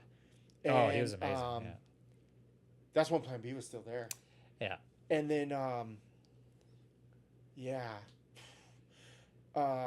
well, after Ternaski, it was still right. And then I remember that day too. I was there when everyone got told Ternasky passed. Yeah, that happened before I got there. I that was just such industry wide. No one's gonna know any of this. These skaters these days are like, what are these dudes talking Mike about? Ternasky, the legend that I guess he was involved with H Street back in the day, and was really the driver behind running Plan B. Before Plan B ever had anything to do with being part of the world. Superstar. Right. Passed away tragically in a car accident. And Huggies, who I talked to the other day, by the way. She told me. Anyway, we're kind of going back all over the place, but yeah, that day. So I was somehow always involved in Steve's shenanigans. Like the day, remember they were shooting a crossbow or a high power bow out of through the back building into the back of the in the front, through the front door into. I was there. Box vans. Yeah. A police officer showed up because somebody called in the complaint. And they shot at the tram. And they shot at the. Well, I say train. They. Steve. Bunch of kids. A bunch of professional skaters that were kids basically back in the day. But I remember when the cop showed up, I almost felt bad for the cop because you could tell he just felt like such an idiot for even having to ask the question. He said that. Do I need to ask you guys? He's like, was there someone shooting a bow and arrow at traffic? No. And we were all like, what the fuck are you talking about? Like, right. This isn't Robin Hood. Because dude, Steve, a lot of people shit on Steve, but I'd be in there and he's like, and he'd get Rodney and he's like, Jay, come check this out. And we go, remember the little room with the copier? The little black next room? To Rodney's house? a square. Yes. Yeah. You'd walk through Rodney's office to get in. Yeah. Check it out. We walk in. He's like, put him on. And we had infrared. Because he had already. The night vision goggles. Night vision. And we're all looking at each other like, this is rad. Me, Rodney, and Steve like, hey, man, this is cool. I remember that when all that shit was going on. That was something every week. Steve is one of the most controversial figures in the industry. I've heard the people's reasons why, I had to live through it, right? Like people, why they hated him and all this shit. I never actually experienced any of that myself. The whole girl chocolate mutiny thing happened before I started working there. Obviously, I had met Steve long before that when I actually rode for him at one point, right? Because of the blind stuff. Still super, not that we became pals or anything, but he was always like a just cool Steve guy. was everybody's friend. You just didn't. Dude, he was living the life. Yeah, but I don't know that I ever witnessed him actually, I guess, betraying anyone or doing anything that would make me think that, that reaction to him and how much people hate him is warranted. Do you know what I'm trying to say? Exactly. To this day, even though I left... He would push you. He'd push you. He pushed me. Yeah. It seemed mean at the time. A little mean. Because, Yeah, I get what you're saying. But, dude, But Steve was a teddy bear after he met Kirby at the hat factory. Oh, I was fucking terrified of that guy, too. But, dude, Kirby became a homie. I was like, I'm not afraid of nobody. Yeah, okay, maybe we shouldn't, so go too deep into mentioning... Steve's. But we can talk about who he was. He was basically... Steve had, at one point... no, he started World with Steve. He had the money. Well, so Steve and Rodney started World Industries out of basically it was a garage company, basically out of a garage, and ran out of money and had to go borrow money from a loan shark. And my understanding is that this is long before me ever being a part of, or involved or anything. But same me. Someone would show up once a month and be like, "Give me $5,000 in a brown paper bag, or I'm gonna break your legs." That was basically the payback schedule. But so fast forward, these individuals are still involved in the company decades later. Factory. Yeah, they were doing a half, but they all started doing really well. They made a lot of money because of their partnership with Steve. And dude, I got called over to I don't know why. I was never the IT guy, but they were like, "Oh, you got to go over and look at Homeboy's computer and take a look at it." I'm I'm not a repairman. Dude, if I don't fix it, he's gonna give me cement shoes and sink me to the bottom of the ocean or some shit. Dude, I didn't even know who he was because I'd go there for the hat, the embroideries to check it. Like, come over, check the embroidery, or we're gonna run it. Kirby hey man, and then he'd just start telling stories about early Steve stuff and you're just all. By the time we came along, though, he was the nicest guy. The best. I loved him. I tried to fix that computer for 6 hours. He didn't know I was there. I wouldn't leave the hat factory for an hour and a half. I'd sit there and just talk to Kirby. It's finally 6 hours later. I'm thinking I'm gonna get shot or something. And I'm like, dude, I'm sorry, I couldn't fix your computer. He's like, what the fuck are you doing? Are you still here? Go back to work. I was like, oh shit. All right, thanks. So, Kirby, holy shit. the So where cast are of we characters that we, okay, so fast forward towards the end of things. I'm working for Kareem now. I'm on my way out. You working for shifted from working for 101's World to gone. They yeah, end 101. okay. Tears. Yeah. Gino and Keenan had left, which was also a bummer because these guys are really cool. Yeah. They leave. They leave. 101's done. I'm like, no way. And then all of a sudden, you just don't see Nadas anymore. And I was just like bummed because Nadas was just Nadas. And then he would come one day with leopard hair, leopard spotted hair, or the next day it would be a nose ring, and he's driving an NSX. And you're like, a Honda NSX. You're like, what the fuck? But he was rad. And then it was always cool to me. Hated all my graphics. I'd show them to him. He's like, yeah. Okay. And then I was doing a lot of one. I was doing a lot of Genos, a lot of Clydes. Clyde was hot. They was just like, do these graphics, Jay, this week, whatever. Here's all the dudes. And okay. And then I was under Ablo's wing a lot doing Prime. You did love the. I remember you did the Bye Bye Kitty shit. I love Mark. Oh no, wait, that was Cliver. It was what? Who did the Hello Kitty shit? The Cliver. Bye Bye Kitty. He asked them to do those. All right. And then I was doing a lot of Prime. And then Chris was gone. It was dwindling too. Mark knew it. So that's when the whole Doug, Mark, and they all left for new. Was it what was Schmidt? It? Giant. Right. To do the screen printing. I'm leaving too. I love Mark left at one point to start a shoe company too. Like no, he was already gone when he was already gone. He went to Giant, or he went to start that shoe company because I don't think he directly worked at Giant. Yeah, okay. Well, he was somehow involved with the printing thing, right? Like for like 5 minutes, like. That's it. Yeah. With Doug. Yeah. Doug, they're like, let's start our printing. Doug's gonna do it. And was it just Doug and Mark? I can't remember. Did Gish go to or? Maybe. Wait, let's hang on for 1 second. I gotta pee super quick. Pick it up again. Are you all right? Yep. There's so much, and it's all coming back. And you're like, holy shit. The timeline is like, yeah. It's fuzzy. I'll bring us back. Don't worry. That's my job. Okay. And there's just so many stories that pop up. I mean, fuck. I saw like this is why Rocco said it's impossible to do a documentary about our time in the skateboard industry because you can't really name names and it's the most fantastic story once a week. But also, so many people from that industry have gone on to have very successful careers since then, and none of them want to like acknowledge a lot of the shit that happened. Yeah. Not because it was necessarily evil or illegal, but it's just not conducive to like supporting the career you have now. You know? You didn't leave Dwindle like it was a good deal most of the time. No one. Yeah, I was very happy that I was able to. Once I was gone, that I still had as many friends there as I did. Right. You know what I mean? Like if you salvage any of those relationships, that's kind of a miracle. Yeah. So anyway, let's bring it back to so just trying to get through the timeline at least before we start like sidetracking into crazy stories because I want to follow the trajectory of sort of your life and career. We've covered your childhood sort of and your introduction to skateboarding and then the art universe and you're progressing through it.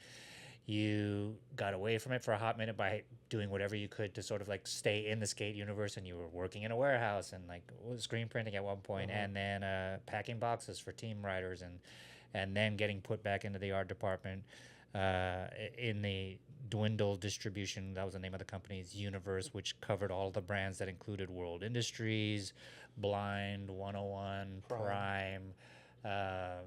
Whatever else was new that week. Yeah, 15 other companies that we they did the first flip boards there. Really? I don't even I used to sit there and then walk back and I'm like, what are these flip boards? All right. So you've become a very busy production artist. Yeah, so I'm doing t-shirts, wheels, skate decks. From doing the team managing things, the writers trusted me. Because sometimes they get a deck from Sean or Mark, they're like, whoa, dude, this is too gnarly. There was a point where you were no longer doing the team stuff for a while, right? And yeah, it just faded out. They got Mike in there. Oh, that's right. Yeah. It faded out. And I've been yelled at enough for red top boards. And it got busy all of a sudden. Like, skateboarders are picking up. Menace was killing it. Right. They had their artist, Sean Creeper, and then Sean and Mark have been taken. So let's the Messman era. It kind of goes into the Messman era. Sean and Mark are taking off salary, so they're doing per board, and they're not doing anything. They're like, let's work on Big Brother because Big Brother was doing well. Yeah. You want a sweet Big Brother story real quick? What? When I was doing printing in the back for T-shirts, I was like, Jay, go pick up the new Big Brothers. They give me the directions. I've never driven that far in my life yet in California. Like, it's by Six Flags. And I'm like, okay. They're like, yeah, go pick it up, dude. And hey, make sure you This is where they're getting printed? Yes. Okay. Like, hey, make sure he gives you the special bag. Okay. He goes, ask for it. They give me the guy's name, of course. I don't remember. So I get there. They load up the truck with all the new Big Brothers. I'm like, this is crazy. I go, Doug asked me for this special brown bag? Or he goes, yes. I find out this place prints all the porn ever. Okay. The worst. Wait, is this when Big Brother's still under our roof, though? This is before Larry Flint. Dude, this is like right after, like, maybe they're in the 5th or 7th issue. That's really early. Early. Okay. You're not there. Yeah. So I get the brown bag, and I'm like, what? I get in the car, I'm like, ugh. I mean, it was the grossest. It's not Playboy, like, hey, look at this hot girl. It was, I brought it back. There you go. I'm like, give me one of the Big Brothers, because you're so excited to get a new Big Brother. Yeah. And during that time, I was making friends with Tremaine. We were going to lunch a lot. That's how I started loving the Melvins. He got me into the Melvins. I guess we should pause to explain. I feel like we have to keep pausing to provide context for people that are listening to this that might actually still be interested, all three of them, that are not 100 years old and from the skateboarding universe. We keep referencing Big Brother. The backstory on that is that, so in the skateboarding universe prior to Big Brother, there was basically Thrasher Magazine and Transworld and Skateboarding, which were two outside published magazines. And I think Steve Rocco wanted to publish, I think it was a blind ad, and I think it was the Rudy Johnson ad, which was basically an instruction on how to kill yourself. No, that wasn't the reason? Was later. That was straight to Big Brother. Yeah, I know, but I thought the reason why it was a world ad. Okay, so basically the other magazines wouldn't publish some ad that Rocco wanted to run. Yeah. And in response to that, his impatient response was, oh, fine, I'm going to start my own magazine and I'll just publish my own ads. Which was sort of the impetus for a lot of the revolutionary changes that happened at World. The reason why we had a cut and sew department was because another, outsourced company couldn't make jeans fast enough the way we wanted them to. Jeans. That was how, I think that's how the Hat Factory started, which was the cut and sew department at the time. Because blind jeans were like the number one. Yeah, blind jeans were number one. So anyway, Big Brother magazine starts. Steve funds the initiation of Big Brother magazine. Basically becomes the most controversial publication in the skateboarding universe very quickly. And the reason why this matters to anyone that's potentially listening is because anyone that knows anything about the Jackass movie franchise would think it's an interesting trivia tidbit to know that all the people from Jackass were originally the Big Brother crew, the people from a lot of them writers like Dave England and Carney. Jeff Tremaine is the one that directed all the movies. Yeah, right? Jeff, and I was stoked on Jeff because he came from Freestyle Magazine. That's right, yeah. He had a background. Or Homeboy. After that was Homeboy Magazine with Andy and them, Lou. Anyway, so Big Brother magazine. That's going on. Sean and Mark are drifting to Big Brother. So all of a sudden I'm having to do everything. I mean, everything. I mean, I was there late every single night. Talking to that girl that you were doing in Hawaii. Which one? The naughty one. You get on the phone and she'd say the worst stuff to me. And I'm like, yeah. I remember. She was awesome. Yeah. And then she came and flashed me her boobs one day. You walked into my apartment and she flashed me. I was like, dude. That was great. But so I'm doing everything. A lot of world decks. 101's gone. Kareem starts tapping me to do stuff because Sean was periodically coming in and out. They're artists. And so I started doing some things here and there. JT was doing a lot of stuff for them. It was kind of me and JT, or JT and I. And then that's when action shot off. They started doing Action. Action They moved was me the in the shoe back. brand that Kareem started. Yeah. Put us back in that back room, and I was doing, that's it, City Stars. It was going through whatever, I can't even remember. It was Meta, City Stars, All City, So you Stars. started doing almost all I just might stuff have for did them? some Menace. Right. No, but were you doing stuff for any of the other brands in the house? No, so Kareem takes me over. Kareem's paying me now. It's not through. Oh.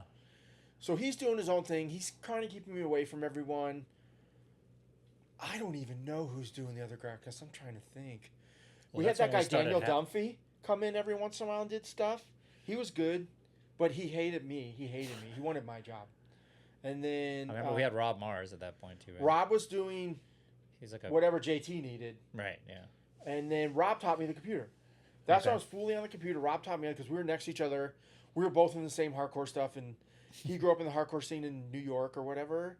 And he was like the most whitest dude ever too. Right. Like, but good, nice such a good dude. And he was living with Cossack for a while.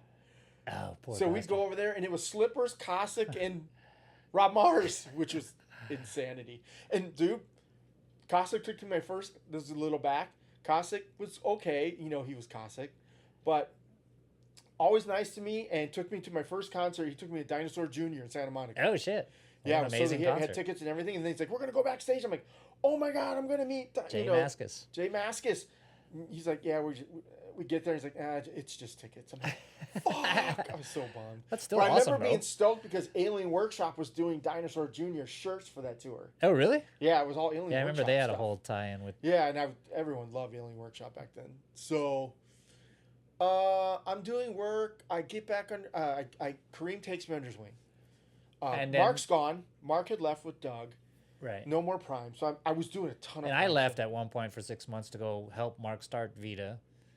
This is, yeah, but dude, this is like pre. And then I came back. Pre Day One's graphics, like pre what you guys did with what was called before almost. Deca. Yeah. And those guys were there every night. Yeah. Making that video. Well, we turned the whole. Yeah. Because we got the bigger warehouse, so we didn't need the one we had anymore. So we turned that into a fucking crazy skate park. Basically, Day One's like Lego Wonderland. In that building. Yeah. And then just the best shenanigans in that one, because the shenanigans was over because now they got new accountants. That's how they bust Leo. Right. And then the craziest. Like when you and I basically had the power of the pen back then, right? Like we could just sign out whatever we want and give away whatever we want for free. I did it, and nobody was. I was doing it too, and nobody. Yeah, I didn't. I always had to go. Oh, you didn't. Rocco, you had to get like Rodney or Rocco, and then later on it was Rob. Right. Yeah. Valerio. Right. Yeah. He hated my guts, but So I'm working with Kareem. That transition, the end of the sort of like the psychos running the business versus having actual people with business degrees and whatnot. I kind of came in sort of right when that was starting to happen. Like Frank Messman was the one that hired me, so he was already there, right? He interviewed me. Scott was there too. I was their first sales boss. They didn't have a sales manager before me, right. So I was brought in to basically run their 2 salespeople and then like expand their sales department. Danielle. No, she came later. Oh, it was just Angela and Tracy in the beginning. Oh, and no, that Mexican girl. Who? She was in the back office. Doug was always messing with her. She always. Oh, my God. Yeah, well, I've fallen on my head a lot, so I shot my shot at that chick too. But I always tell this story specifically, and this is where I was going with that, and it involves you, sort of that transition into trying to become a legit business versus like just a bunch of fucking psychotic kids running around. Yeah. I remember I had to like basically keep just while we were waiting for the rest of the eggheads to like become available for a meeting, I was sitting in the front office with like a bunch of bankers. That 3-piece suits, like ties for the men and like whatever, like skirts and formal attire for the women that were there. And they were there to discuss our line of credit or something like that. And I'm already like the sort of the transition between the professional environment and the shitbox environment because I'm just sitting there in my cargo shorts and like skate t-shirt or something. Brother gone? Well, they were already in the other building, but I think they might have been bought by Larry by now. Well, this was also, if you remember, around the same time when the girls at our office were complaining about wanting to have separate bathrooms. So Steve, in typical like smart ass fuck with everyone fashion, is like, okay, fine, you know, the girls can have their bathroom and they were allowed to decorate it however they want. And he was like gonna spend like tens of thousands of dollars to put like a TV. He put a TV in ours. Yeah. He put a TV with plants and stuff and like. But nobody ever like actually respected the fact that there was a separate. Because it was just a single, you know, like bathroom. Yeah. So whichever one was open, you went and go in. Yeah, we got the bigger one. Dude, talk about having HR. This is the funny part. You come out of the girls' bathroom while I'm sitting in the lobby with all of these fucking bankers, like trying to, like, thank you for extending us this massive line of credit and for treating us like a professional business. And you're carrying a fucking pallet full of tampons, basically. Yeah, it was gigantic. And he starts screaming like, dude, what the fuck is wrong with all the bitches that work here? You're all fucking bleeding to death or something? I said, what's going on? Are all the women in here bleeding to death? And the banker just looks at me and I just gave up. I was like, man, this is where we should have been fired. But that was the least controversial or funny thing that happened that day, probably. You know what I mean? Like, that was so low on the totem pole as far as like the stupid crazy shit that was going on. It was starting to calm down because now Steve had his place in Lanai, so he wasn't around. Rodney was kind of not around, which was suck because he was still around for a while, but he would only come in like at night to video, and then with Sock or himself, right. And then he'd show me the raddest shit because I'd be there working because I had to do 90 decks that week. And we're talking about Rodney Mullen, basically the godfather of skateboarding, and still credited to this day with inventing probably 90% of all the tricks that people do. Do you remember I was going through a bad time one week? I don't know why, probably chicks. And you and I were playing Tekken like fucking hours. Yeah, and Rodney came over. And I was super bummed. And the door, he knocks on the door and I open it, and it's a gigantic Vader cutout. That's right. And he looks, hey! It was Rodney. He bought me that huge Darth Vader because he knew I was a Star Wars nerd. That's right. That was and he came over. He's like, "Are you doing all right? Just take your time." I mean, he was fucking Rodney's the best. Yeah. So you're working. So for actions Kareem. With Heather. And then I'm working on City Stars. Yeah. And it's doing okay, but the name change is hurting us a lot. Every 15 minutes. Rob is right next to me. Right. Rob gets fired. He fucked with JT somehow. JT wanted to kill him. I don't remember that. He got fired? JT fired him. And wanted him out for a long time. Like, I'd talk, what's up, JT? In the morning, I always catch up with JT for like 15 minutes and buy his kids robots and stuff or whatever. His kids were cool. And his wife was awesome. Yeah. And catch up with JT and then go to work.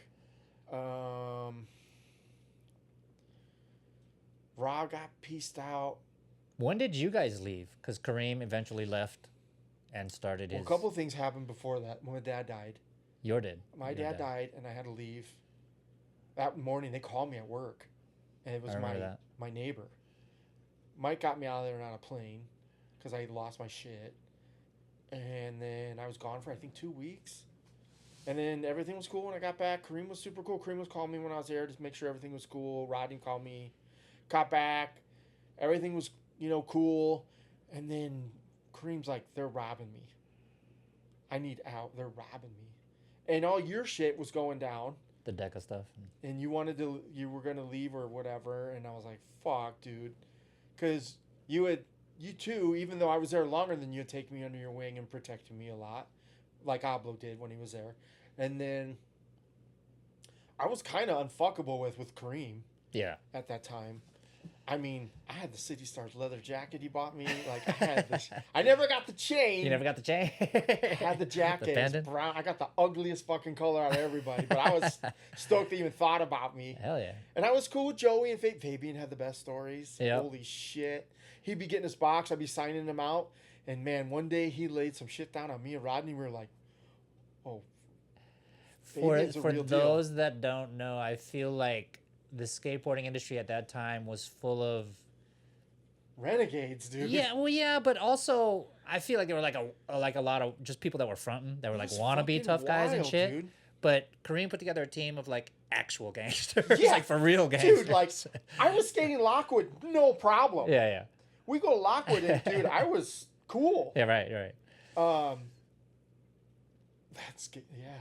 So anyway, Kareem starts like, I think I want out. I want to move myself somewhere else. And I'm like, don't do that. I thought it was a bad idea. And I made Kareem's life hell. I mean, I fucked with him so much. That poor dude.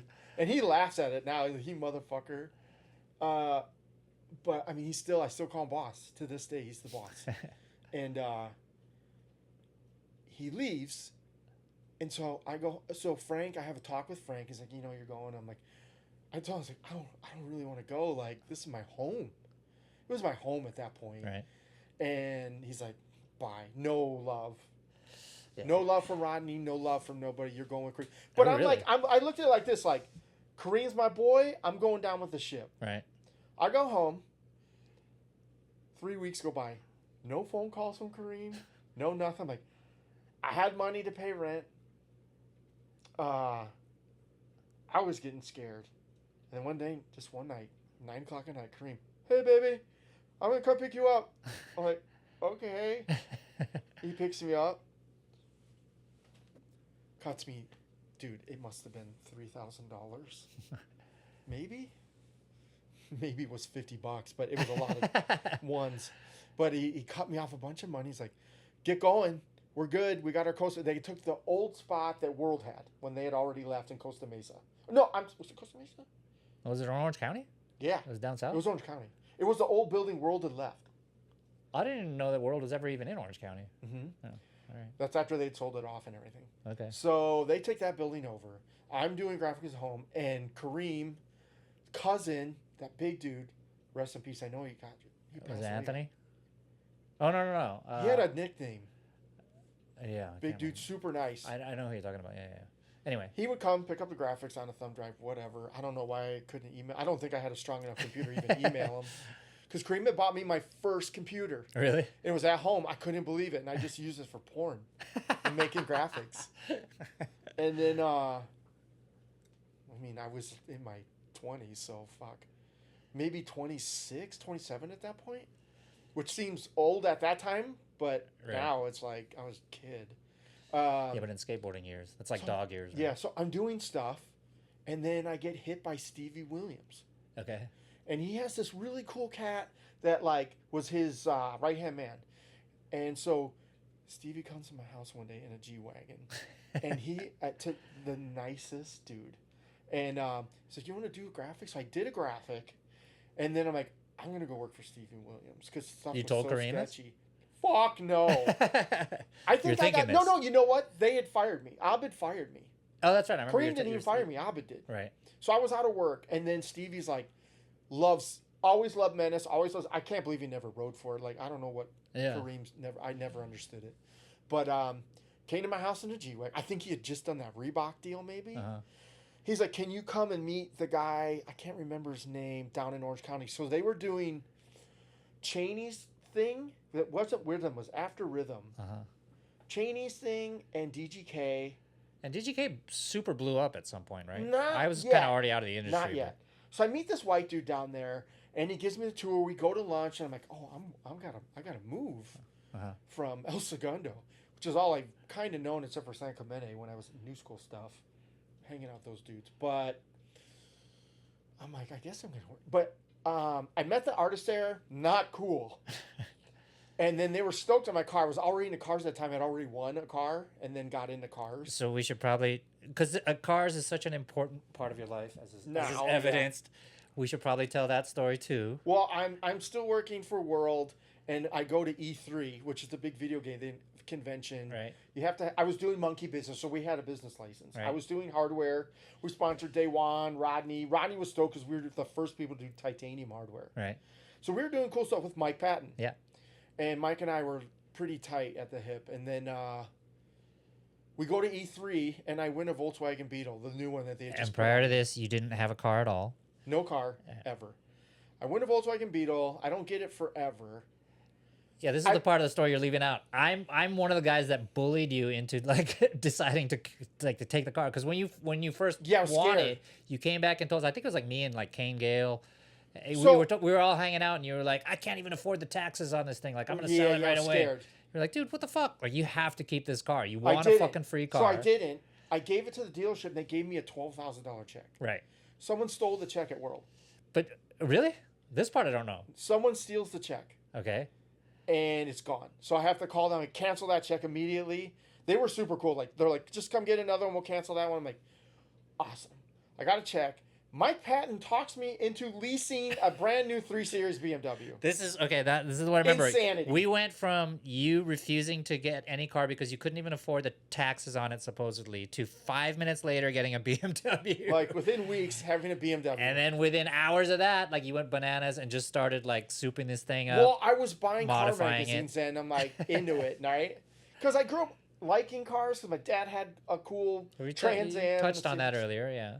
CRX and stuff. My dad was like cool like that. And so I just kind of started slipping into it. And the funny thing about the whole automotive thing, if you're in deep, those people are the same people as skateboard guys. They're just salt of the earth people, right? Okay.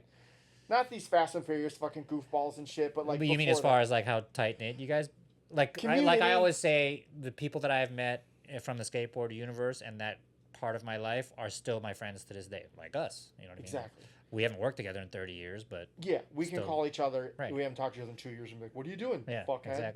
exactly. So, I mean, you were my best man at my wedding. So wasn't I the only person pretty much. I was the witness to make it legal. Karen had those people from her sorority that I didn't even know. I'm like, cool. Anyway, I'm like, I want Vince there. So anyway, fuck yes. That's off topic. So Kareem moves. I get fired. I think I'm going to go work for DGK and all those dudes, and it doesn't work out. Because of the artist that you met there that was a No, dick? I don't think they just never happened. I was going to have to drive. They wanted me to drive from El Segundo every day past the nuclear tits to where they were. And I was they were that far down south? Yeah, that's dude. That's like Oceanside. And it's more rent. It was more rent. Like, I looked around. I'm like, and I don't even think, I can't even remember if I got a formal offer. I think it just fizzled. It just went away. Mm-hmm. So then you went back and you went to Enjoy. It had to be, right? Like, that was the last stop. So I was, oh, dude, I'm screwing up. I was working for Kareem and Enjoy at the same time. That's when I got fired. Oh, okay. Because they thought I was like telling, like, City Stars. I was like, you're some kind of mole or a plant or some shit. So then I got let go, and then I thought it was going to be that. And then Jim Shubin and Rodney corner me. They go, no, so I'm gone. I'm fired. I get a call. RJ DeVera, you don't know him, was deep into the car scene. He was in the Fast and Furious movie. He was a dude in the first race trying to play video games in his car. Okay. We were like, oh my God, RJ's in a movie. Him and his mom took me under their wing. I was getting into cars and modifying cars and shit like that. And it was the car show scene. And then I went to go, he goes, hey, I'm making my own diecast with this place called Jada Toys. And I'm like, you know what? Fuck skateboard. I'd gotten let go. You can only have your heart broken so many times in the skateboarding industry. Because I'd gotten let go of Enjoy. Right. So I got let go of Kareem, and then I went to Enjoy, and then Rob Valero hated me. I worked at Enjoy for 3 years. Mark and I were good as you can get along with Mark. I'd work 9 to 5. I'd go home. It's like 7 at night. Mark lived in Costa Mesa or something, in Orange County at least. He's like, Jay, come over. Like, I'm working on new graphics. Come and I'm like, what? I'd go there, and Mark had this really rad house, and he's so funny. He had garbage bags and garbage bags of action figures and toys that he would buy because he's making so much money. He was in that. I'm like, what? Because everyone looks at Mark as an artist, philosopher, like into books, and he was, but he had all these action figures. It was the strangest thing. So he would do that to me a few times, or he'd drive me around and tell me I'm not doing everything right. And then one day he came in, and he's like, he hadn't been in weeks. And I'm like, I have to make stuff. So I'm doing the pages for our catalog and making it funny or whatever, because I had tapped into Mark's humor pretty well. I can tap into what people are into pretty quick and kind of chameleon it. I remember that was one of the more impressive things about you to me as an artist, was that, because, you meet a lot of artists. Well, first there's sort of like the artist temperament thing, and they have they're usually very hard people to work with. And I guess that's, JT taught me this, the distinction between being a fine artist and a commercial artist. Yeah. Commercial artists are usually a lot easier to work with in a business context. But and then there's the variable that a lot of artists have a very unique and specific style. Like, they're good at their particular kind of art. You could kind of I chameleoned everything. You could produce like a. I mean, I'm doing. Things. You did amazing shit like in the Japanese like the anime Stars. manga universe. I'm doing City Stars, which is totally gangster like guys, and then I'm doing Prime, which is the whitest dudes from Orange County, and then. So you had a very sort of diverse skill set. Whose humor was incredible. Right. And I tapped into that because I was an asshole, idiot, fucking dork too. Like when we did the. Oh, dude, I remember it was so funny. He came in with the shirt tags and said, "Laundry keeps women busy." And Rob loved it, but we got letters for. Dude, I was so down for Enjoy. I was so down. I was going to get the mail in the morning, and sending the stickers to kids while I was doing all of Enjoy. Wow. And Mark. I mean, I was down. So you were like one man showing. I love Mark. I mean, he was so funny, and just this. I mean, he's one of the greatest skaters of all time. Yeah. And I was with him when he got like a shoe deal, and like, and when he went to Lakai, and I was like, uh-oh. So we were doing stuff at Enjoy. I knew Rob hated me. He came in one day. He's like, "Are you trying to take over my company?" Because I was doing so much. I'm like, "Mark, you're not here. We have to have product." And I'm like sending to him, but I'm not getting answers because he's not coming in. So I showed him like, you knew me, like 15 to 20 decks. They were done. Right. Here you go. The wheels were done. Here's the T-shirts from the deck. And he's like, he got pissed. He wasn't happy that I was like, I'm like, I got to get my paycheck. Not like I can sit here and do nothing. And, right. Because as a commercial artist, sure. like I don't get paid if it's not done. So then they had it out for me. It was starting to get weird. And then I'm playing foosball with Tony, who's the team manager. Who we all love Tony. Yep. Funniest dude of all time. I'm playing foosball one day. It was after work. Rob comes in. He goes, "Jake, in my office now." Like pissed. I'm like, fuck. I'm like, I screwed up I thought it was like I screwed up a catalog page or I put something wrong. I'm like, fuck. You're stealing from the company. That's what he tells him. So I'm like, I am? Goes to my eBay page. And by the way, hadn't had a raise in 3 years. My rent's going up all the time. Everything's nuts. No pay. When I would take stuff, I actually kept it. I wasn't selling. I was keeping it. And so I had this wheel. I had no money. Literally put some wheels up there for 20. One set of wheels. One set of wheels. And he goes, shows me my page. I'm like, he goes, "I gave you these. I signed these out for you. You're selling them." I'm like every other skater that's ever been in this building. Which is why, it's a terrible story, but it's so ridiculous and funny to me because, once again, for context, for people that might be watching this that don't know the backstory of how skateboarders basically survived their entire lives until they if you weren't in the top 1% of being a professional skateboarder, you made no money in skateboarding. No. There's never any money in it. I still think that's probably how it is to this day. Like if you don't have a shoe deal or whatever, you're broke. Amateur skaters back then who didn't get a paycheck, well, at some point we actually did start paying amateurs too, which I never understood because I thought that was the definition of professional means you're getting paid to do it. Anyway, but before you were pro, you basically got a bunch of extra shit from your sponsors every month and you sold it to sell, to survive, or Rip City. That was standard business practice. Standard. And what you're describing right now, if I sign out and give you something and you decide to sell it, how is that any of my fucking business and how is that stealing? Yeah. You know what I mean? Like by definition, he just described how it's not stealing. You know what I mean? Like he basically confirmed. So he signed it out for and gave it to me. It's my property. Exactly. So I go, "Rob, look at my history.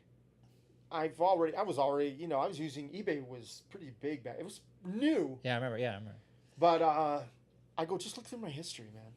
And he goes, "Listen, I don't care." He's like, "You're stealing shit." That is the most like we're just looking for any excuse to get. Right. Well, he goes, "You're not going to get paid for 2 weeks. Go home for 2 weeks. Give me your key." So I went down to HR, gave him my key, left. So I'm like, I'm not going back. I call Rodney that night. I go, "Rodney, I'm out." I'm like, "This is bullshit. I've never stolen. I never had to steal from." Right. Yeah. And called Mark. I'm like, "Mark, I'm out." Mark didn't seem bummed at all. Like I think it was that fix was in. Mm-hmm. And so I was like, fine. And so I left, and then RJ De Vera, who I was already playing with cars and stuff with, He was like one of the biggest dudes in the scene. Everyone like, oh, RJ DeVere and his mom, whatever. They had the best car show crew, whatever. Took me under their wing. Her mom was at a time doing my taxes. So she was an accountant.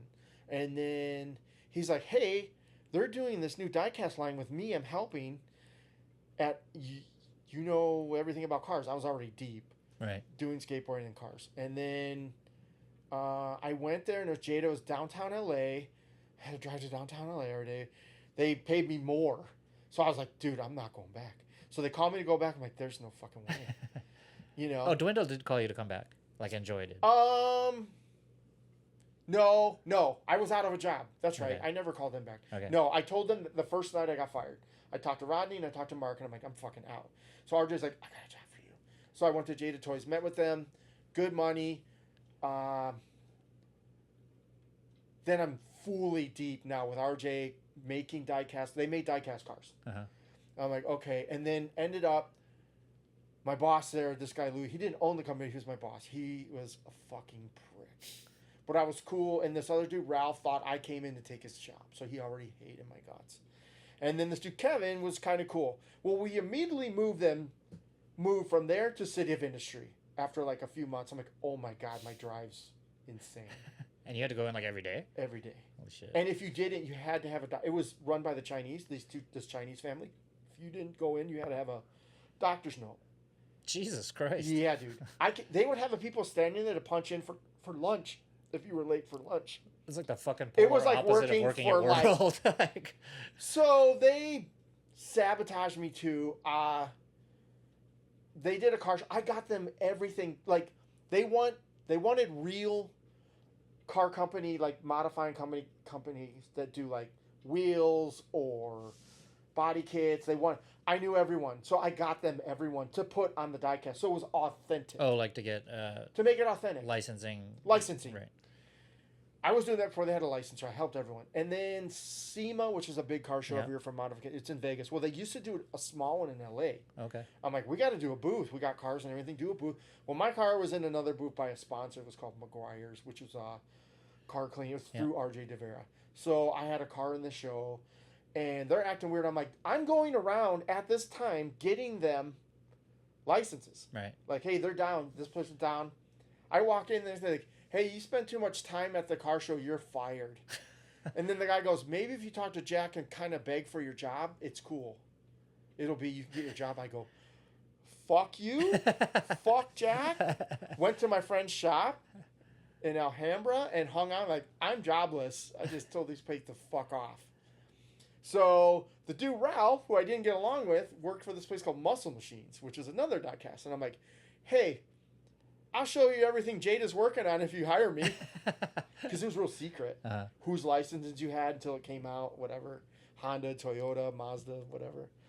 So I went to him, and they ended up being cool. Another Chinese family. And me and Ken, like Kismet, the guy's, he's older than me, but he's still young.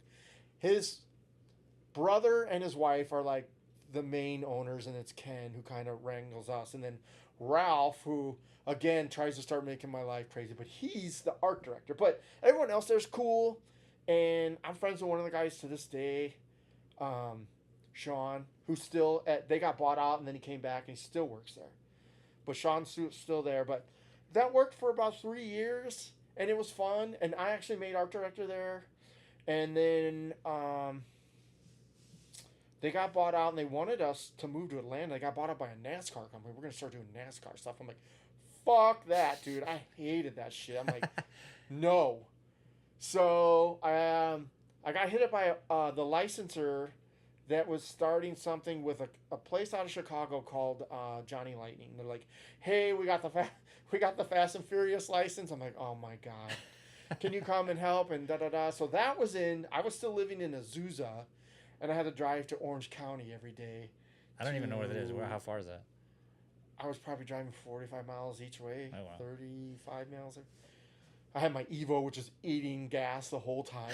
But gas then was $2, which I thought was crazy. Now look, $6.50. And that job sucked. It was just run crazy, whatever. I'm like, I got to do my own thing. Fuck this. So I had a little money, and I quit. And then I didn't do much for 7 years. It's gone. Helping freelance stuff. I was doing like cheap toys that go like designing the boxes and stuff for cheap toys. That But were you doing your own shit at this time too? It was JDM Ego, right? Is what it's called. It came out of that later, yeah. Okay. First years I was just playing Xbox, and just if a job came in, cool. And then still paying rent with Kay, and then Karen and I still were married, and then I was like, I got to do this on my own. So Jada was done. Johnny Lightning was done. I had this friend who wanted me to do shirts, which is this guy Greg Park, Korean dude. And I would see his thing, and I thought his stuff sucked at the car shows. I'm like, man, this dude's shit is terrible. He goes, hey, I have this idea for a shirt. You want to do it? He knew I had worked in skateboarding and stuff somehow. And someone told him. And he's like, I want this shirt. And it was, I still remember the shirt. It was like, you know, when you get the trees from a model, and it has like, say it's a Gundam, so it's the arm pieces and the hands, and it's on a tree. Oh, right. And you break them off. Yep. So he's like, can you do that with car parts? Make a tree with car parts. And this is, I forget what the name of the company was. And so I'm like, yeah. So I did the shirt. It was fun. I was like, oh, this is cool. And he's like, you want to do more shirts? Yeah. I started doing more shirts. And then he's like, come work for me full time. You can work at home. I'm like, oh, fuck, great. I worked for 2 weeks. I move into this house. I'm in a legal battle with the United States government over my R34 GTR. I'm paying my lawyers like $2 to $3 grand a month, paperwork wise, before we go to court. That's going on. So I'm stressing, and like, I could go to jail. So I was like, this is a whole car thing. So I imported a car. They said it was illegal. Went after it. Yeah, for the uninitiated and the dumb. That's a Nissan Skyline, right? Nissan R34 GTR, which is like holy grails now. They go for over $200K now. Holy shit. I bought mine for $80.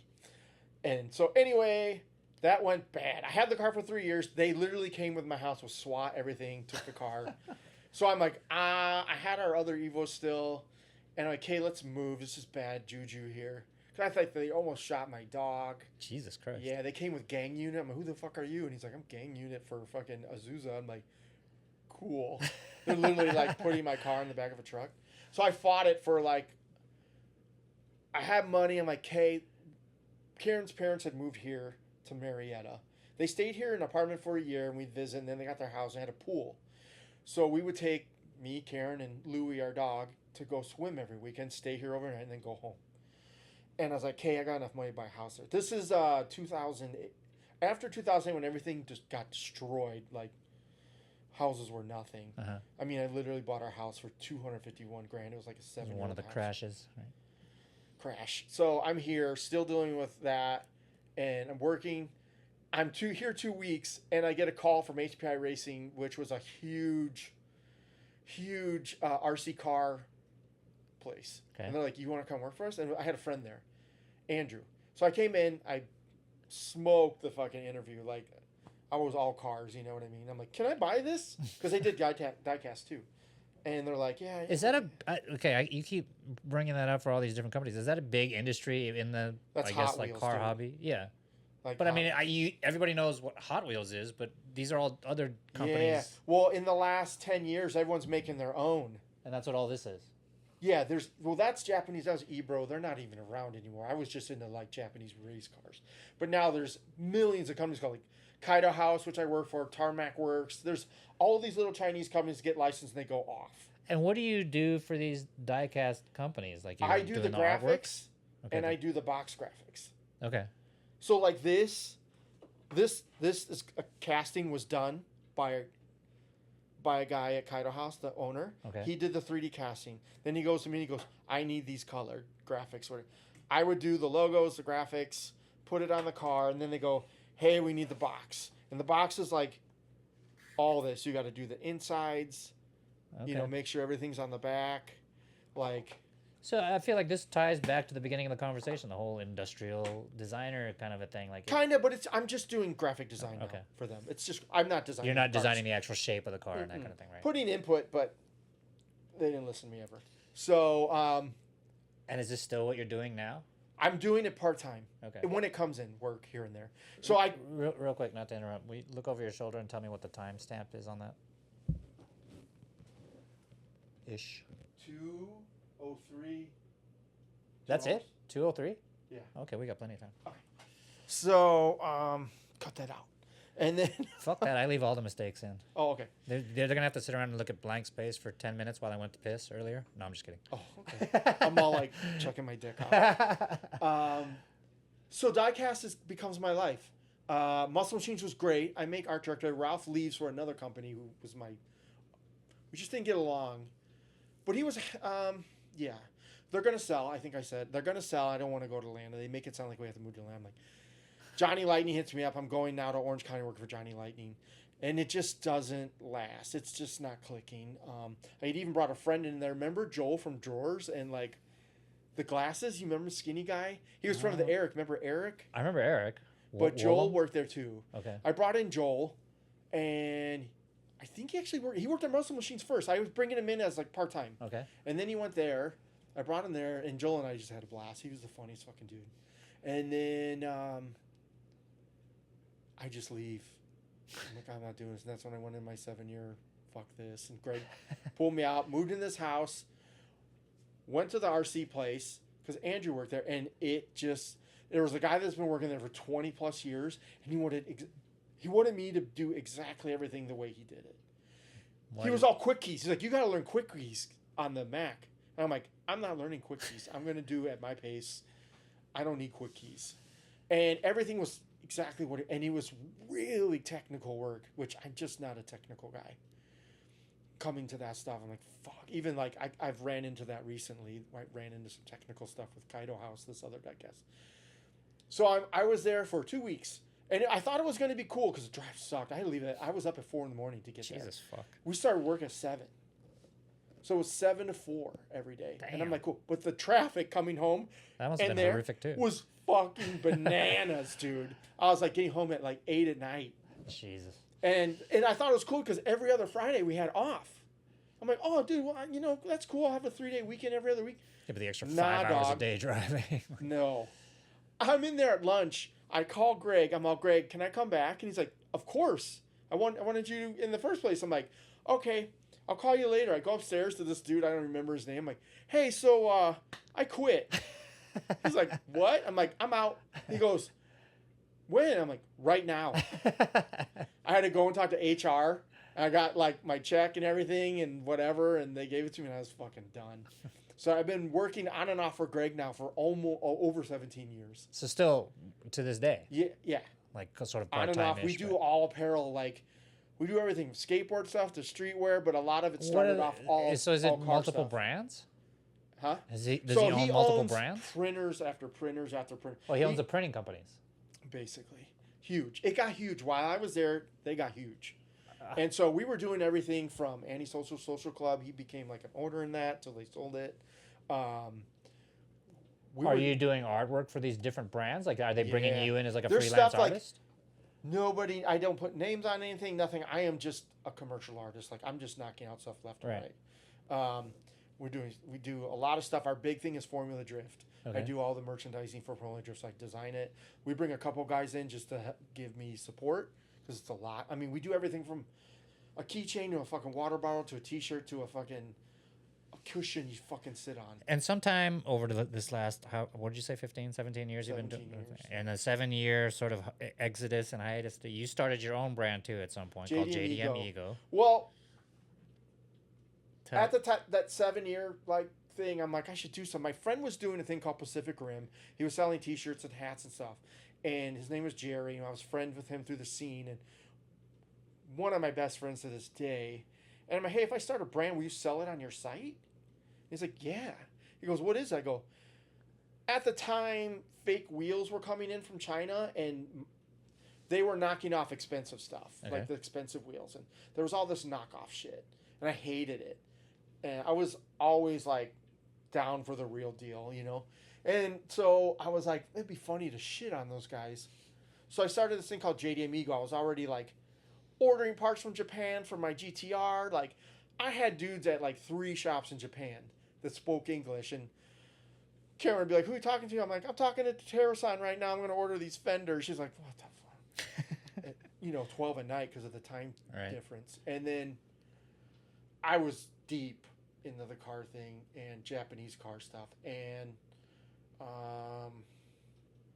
started JD Amigo, and I started making license plates, and they got huge. The license plates were like, I didn't know this at the time, but I did an I Heart Haters license plate. I had no idea DGK was doing that. I was kind of out of skateboarding at that point. Right. It was cars. And did that become a thing? Did someone give you shit sold for like it? crazy. Oh, okay. But I didn't look like this or anything. Did it sell because DGK was doing it, or no? It was just a popular thing. And then we did different ones at Sanes on it, like made fun of people and stuff like. And that sold well. And this is under JD Amigo, under your shit. Under JD Amigo. So we had all these different play friends, and we do a T-shirt here and there. Like, I did a shirt that said "Jesus loves your fake parts." It was fucking did really well. And then fucking just dumb shit that was funny to car people. I don't even fucking remember all of them. So the play friend thing was rolling. And we did that till I sold it to Greg, my boss. Sold JD Amigo? I sold JD Amigo to him for $10,000. Okay. I thought it was a ton of money.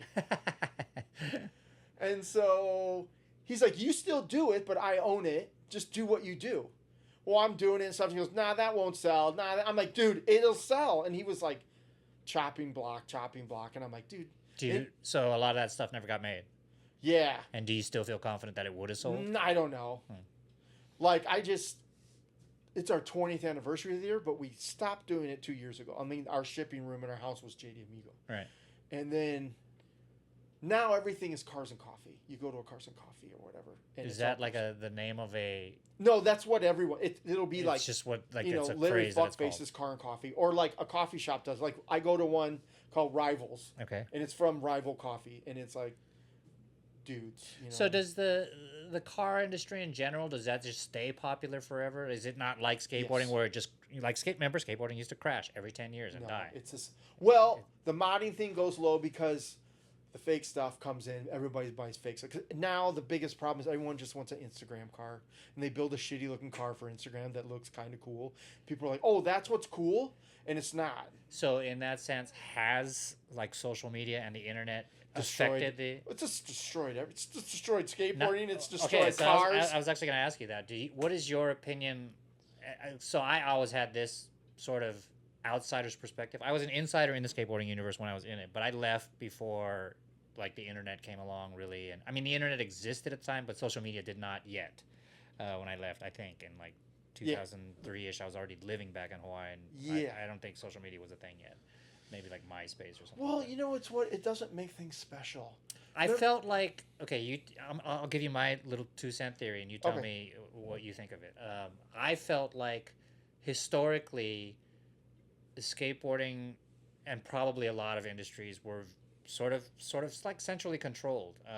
The players may shift from time to time, but back in the day before we worked in the industry, there was, I don't know, maybe like the Big 5 or Big 6 or something, like the Vision, Powell, Santa Cruz, and a handful of companies. They were basically the biggest companies in the industry, and they sort of controlled the industry because they, like, everybody knew each other, and they all sort of like colluded and decided these are going to be the pros. Yeah, there was meetings up at like the trade shows. Like, it wasn't how really do we a save secret skateboard, or or anything. how do we make it better? I mean, point being, there was like some centralized control. The only people that get along was Paul and Steve. Right. Steve shit on them so bad.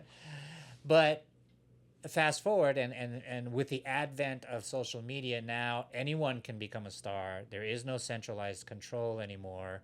A small garage startup in the Midwest might become the biggest. Here's the thing, Vince. Like, everything's there.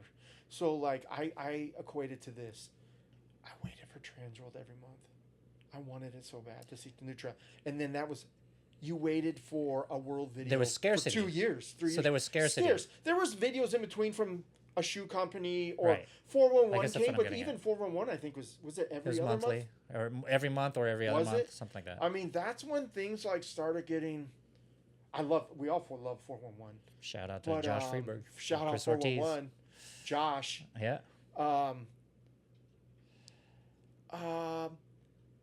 But yeah, then it became Things became not special with social media. It's all right with car also stuff very too. scattered too, though, right? Like you said, you had to go to Trans World. You had a couple of places that you went to see what was cool Going on.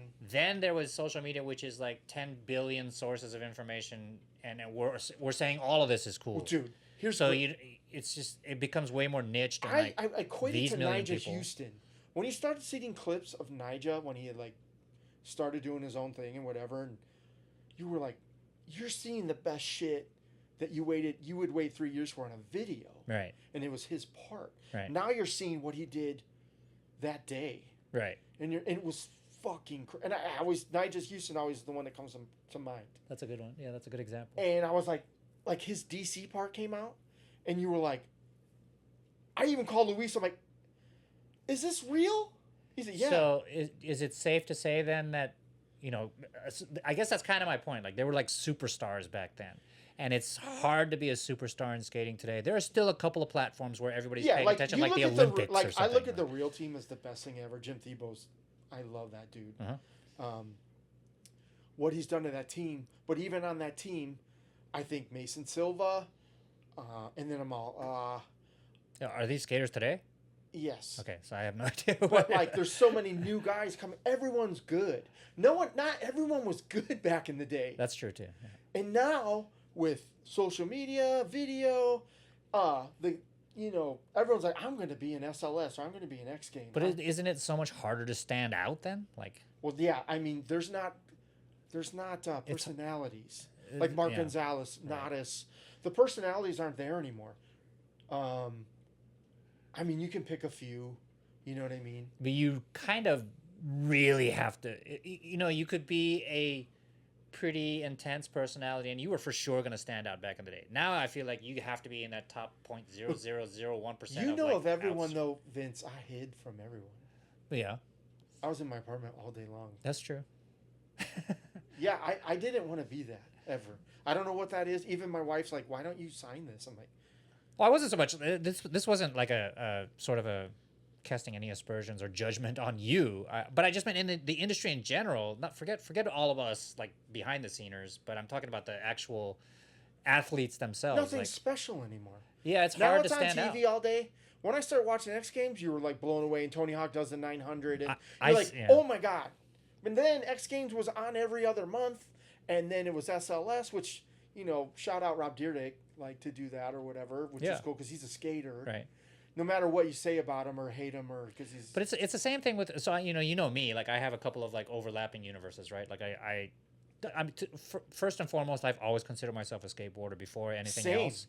I happen to be a black belt in Brazilian Jiu-Jitsu, but when someone brings that up, I'm like, I'm just a dirty skater that happens to do Jiu-Jitsu as well. I'm not anywhere without skateboarding. Right. I define myself as a skater first. Dude, you see spots right to this day. Well, you're still skating. I can't because of my health. But, I mean, I see a spot and I'm like, oh, my God. But like, to what we were talking about, like, I used to be super interested, like, in the UFC when it first came out, like, 100 years ago. Yeah, when you were talking to us about, we're like, whatever. Yeah, like, what the fuck is that shit? But it was like, what we were talking about, it only came out, like, 3 or 4 times a year. And I also had a little bit more of a vested interest in it because I was younger and I kind of knew some of the fighters or whatever. Yeah. I got lucky enough to train with some people. But today, like, there's a fucking UFC every 15 minutes on TV. Right. I don't know who 99% of the fighters are. Like, it's just oversaturation. Same thing with like movie stars or Hollywood. It's like having a half a popcorn and having a full popcorn all the time. And as more as you picking it, it doesn't go down. But I feel the same way. Like I also love movies growing up. You know what I mean? We used to go watch movies all the time. Everything. But you had to wait for a movie to come out. South Park? Yeah. But you had to wait for a movie to come out. You had to watch the trailers, and it was going to be months before it came out, and then it was going to be in the theater. You didn't even know anything about it. Right. And then you catch a wind like, South Park. But now you don't even know what to watch anymore because there are 100 different streaming platforms that each have 10 million titles each. You know what I mean? Like. Well, the funny part, too, it's harder for anything to stand out. Channels now, and you still can't find anything. I'm still on YouTube. It's impossible for anything to stand out. Like. Yeah. Nothing stands out. I mean... Which really fucking dooms this podcast. No, I'm just kidding. Yeah, right. This is trash. But, like, I don't skate. I haven't skated for a gazillion years. But, like, I see all these, like, Willie Santos was doing curb wars. Him and Kane Gale, I saw are in the same clips. Yeah, and Kane's said he would do this Curb podcast. Wars, and then whatever he's doing now. Right. And I'm gonna try to go skate with Kane. Yeah, I still watch Thrasher Mag. I love Jank Mag when they put stuff out because it's a little different. They're actually really good at what they do. It's awesome, and so I still love it to death. I just can't do it. And you'll see a new guy and you're like, oh, whoa, this guy's amazing. There's people that stick out. Oh, for sure. I mean, the Japanese now. Oh my God. Yeah, they own. They own like professional like. I mean, it's the same guy won both Olympics, right? Dude, I don't even know. Like, I'm like, that Yuto guy is unbelievable. Yeah. And there's even guys that are getting more. Well, even like the little kids now that are coming out of the girls are better than anything I could ever do. Or even that one little kid that came out and first one to do 3 back-to-back 900s, and he was like 10 or 12 years old or some shit. I was like, what the fuck? Yeah. But I mean, we see it every day now in IG and TikTok and stuff, and it's just. It was special when you got an 8-sheet video. It was special when you got a new Plan B video. Yeah, there's something to be said for the scarcity of it all and for the rareness of it and having to have waited. And you were waiting, and then when it hit you, anticipation. I was trying to show girls it in my basement. And they were like, Speaking of which, I'm shout out to Information. I'm wearing their hat today. Yeah. How did I forget the story? How do you know those guys? Okay, so I started. That's from the car universe, though, right? I started doing YouTube merch for. There's influencers of car stuff on YouTube. And there's this dude in town, and I'm watching him. He's wearing Information all the time. Okay. So I know Todd Shimabukuro? Shimblakaluku. And I've known Todd. I visited his shops when he has them in Vegas. And did you meet him before because he lived in Hawaii at one point, too, right? I met Todd, I want to say, through Greg. Who's Greg again? My boss, Greg Park. And I love Information. Yeah. Like when we go to Hawaii, I just bought everything I could at their store. We went to every single Information store to see if they had something different. I don't know. My friend was selling it in San Diego in a shop called 5 and a Dime. So I was buying it from him, and I really liked it. I didn't know Todd yet. So Information was like one of those things not everybody's wearing here on the mainland. So it was dope, right? It's like why I buy a bunch of Japanese baseball caps when I went to, because no one's like, what the fuck are you wearing? I'm like, what are you talking about? The whatever Fukushima Swallows or something. I'm fucking. No, they have a team called the Swallows. Like I don't know which prefecture it is, but anyway. I was like, who the fuck is this dude wearing Information all the time? And he started showing up at meets. I didn't talk to him. He's a young guy. His name's Josh, and he starts drifter. He was into drifting, but like not Formula D stuff, just out drifting. And I'd see him with these crazy slammed cars and stuff, and I knew Todd already. I'm like, Todd, who's this fucking guy wearing Information all the time on YouTube? So you knew Todd already before? I knew him already. From the car universe just stuff? From clothes, because Greg prints Information. Oh, I don't know if you know if he does anymore, but he was for a long time. So Todd, when I told Todd I knew you, and Todd and them worked in skate shops, I guess, and stuff in Hawaii. Yeah. And I go, how do you know Josh? He goes, oh, they all skated. Him and his brother Gabriel skated.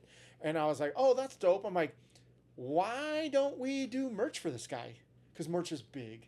That's how they make their money for reals. Let's do a merch drop or do it through Information. Because I guess the Information guy wanted to do it with them. And then I started poking. So do you know Ryan too? No. Okay. Just Todd. So I started poking around, but I think it was either Ryan or whoever else that wanted to do it through Information. I'm like, no problem. I just thought this dude should have merch. I saw something in Josh that I was like, hey, that guy should have merch. So Todd's like, let me introduce you guys. I don't think we want to do his stuff or whatever. Josh comes over, sees the insanity that is my world, and then he's like, I want you to do my stuff. I go, I can do it through our guy, Greg. Print whatever you need. Just, you have a site. He had a Shopify site. First drop does over 35K or something like that. And we're like, holy shit. So I started doing his stuff. And then I started doing some other guy's stuff. And then they were both like, do you have to do his stuff, or would you have to do his stuff? But what do you mean, they didn't want you to do each other's stuff? They wanted me to just do their stuff. Exclusive? I'm like, hey, dude, this is freelance. I gotta feed myself. I gotta eat. And Greg could make it. Because Greg trusts me, whatever. Right. So Josh was doing really good, and then he's like I don't know how long he's been in Japan now, 5 years. He's like, I'm moving to Japan He had 2 little girls and his wife. And he's like, his wife is Japanese, and she has family. So, like, it's easy to get set up. So they went there, got set up, da-da-da-da-da. He actually had to go to jail for a while because he had escaped Japan. He had What the fuck? ran from the police in an R32 GTR, In ditched Japan? the car, this is before he lived there, ditched the car, and then took off, got home the next day. And then he wanted to move there, so he had to go and tell them and turn himself in with Jesus. a lawyer. Turned himself in, had to do 30 days or something like that in jail. So I had set up for him, like, hey, man, I hope I'm not putting on blast. I'm like, with the jail sit, but I'm like, hey, man, I can do your stuff while you're in Japan. Just okay it. We'll do it through Greg. We'll run your website. We'll take a percentage, but your stuff will be bigger. We can make anything you want because we can do anything. Right. Greg's had all the overseas ties for accessory type stuff, but the clothing stuff we do. And then this is because basically an apparel guy, an illustrator apparel guy. I know everything from stitching to what shirt to use to, like, I have to lay all that out. Like, You didn't learn that from the skateboarding university. Yep. That was Yeah. You did? kind of from Enjoy. Okay. Because I had to lay out everything. They're like, design a backpack. Because I remember while I was still there, we had different department and So, like we had Brett. You know what I mean? Like, I was just going to say, God bless Brett. right. We were really tight. I miss Brett. She got me to do that stuff. She's like, we Did you need a learn a back for Enjoy. So I would be like, okay. And Mark's like, he wasn't on it, but he wasn't. Right. So I would give my input or whatever, and then I would see how it was laid out. And I was like, I can lay out, I can design a fucking backpack. So that's always helped me over these years doing car stuff. But that's how you're tight with. That's how you know Todd. Then does he still? So I still don't know the whole. So Like, he has honors now, right? Like, and that's a Vegas thing. He's still with information. Somehow. Right. They're all. But he has honors. I feel like they all store cross in promote. Vegas. Oh, is it a store? It's not a brand. It is a brand. It's but a brand it also as has well. a store. I don't know. I haven't I don't know how caught up with Todd in a long time. Anyway, we're just like, hey, how you doing? Like, I just remember those guys from he'll back give in me the day. a code Yeah. to this day if I want something from information. I'm like, hey, Todd, I want this. No problem. He gives me. I just buy their stuff off the. I don't give a like shit. 20% off. So I'm like, cool. It's just rad to see. So Todd hooked me up with him, and I started doing stuff through Right. YouTubers because that's kind of where people get their shit now. Yeah. It's not like waiting for there's no car magazines anymore, barely. There's no Super Street. There's no Import Tuner. There's no, and I've been on the cover of all those magazines with cars. So, there are no more. Still friends with all those guys. They went into marketing or whatever, mostly for automotive stuff. Still friends with most of those guys to this day. It's all this now. IG and TikTok, and I mean, it's fine. I've accepted it. It's just not special. You sound almost remorseful about it. I am. It bums at my age. It just. What do you want to do tomorrow? You have the good old days. Everyone has the good old days, and it's just. Sure. I have my good old days, and now I'm like, surviving at my age. I'm lucky to survive at my age and do what I do. I wear t-shirt and shorts every fucking day of my life, and that's from skateboarding. You know what I mean? Like, I've always been lucky. I've been working at home for over 24 years, 25 years. So it's getting harder and harder. AI now, and that's a good interesting. People don't want to pay you your Do rate. you think that the advancement of technologies, AI, I guess, not necessarily specifically only AI, but do you think with how fast technology is progressing, you keep hearing about how I can make a movie with AI. Well, this is how I look at AI. It's a stealing machine. Because it's just only taking the information that's already looked at and mixing it. Right. But here's the problem. Like, we'll get a job from a company, and they go, hey, we need 6 T-shirts, 3 hoodies. We want key tags. We want a water bottle. We want, whatever. I could go on and on. Okay, well, it takes me 2 to 3 days to lay it all out. They'll give me the graphics, and they'll go, you can do your graphics too. So then I got to do, like, a couple of my graphics in there, all within a week span. Mm-hmm. You can go, hey, AI, I need 6 to 10 shirts with, and then you put your prompts in of whatever your prompt's going to be for whatever company. And it works? See, I guess this is my... It works in a sense that, for me, I've used it twice. I'm going to be honest. I've used it twice. Okay, so you're not a super user like I am. Like No. I was going to say I am also not a super user. I'm pretty fucking good at it, though. Are you? Yeah. Okay, so here's where I'm coming with it. Because I remember hearing when this was starting to become more popular and it's starting to become more commercially available. Like, oh, artists are some of the first people that are going to be fucked. Photographers and artists, and you know, you can just get AI to do everything.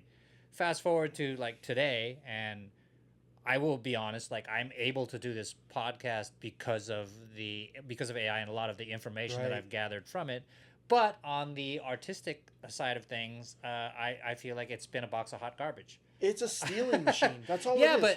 but I'm like trying to, you know, I think I'm not a very advanced user at all. I will acknowledge that I'm pretty stupid when it comes to this stuff. But I've spent tons of hours just trying to like get it to do like a logo. Here's or something. I'm like, this is all fucking like and bullshit. Fuck you for not hiring me for the logo.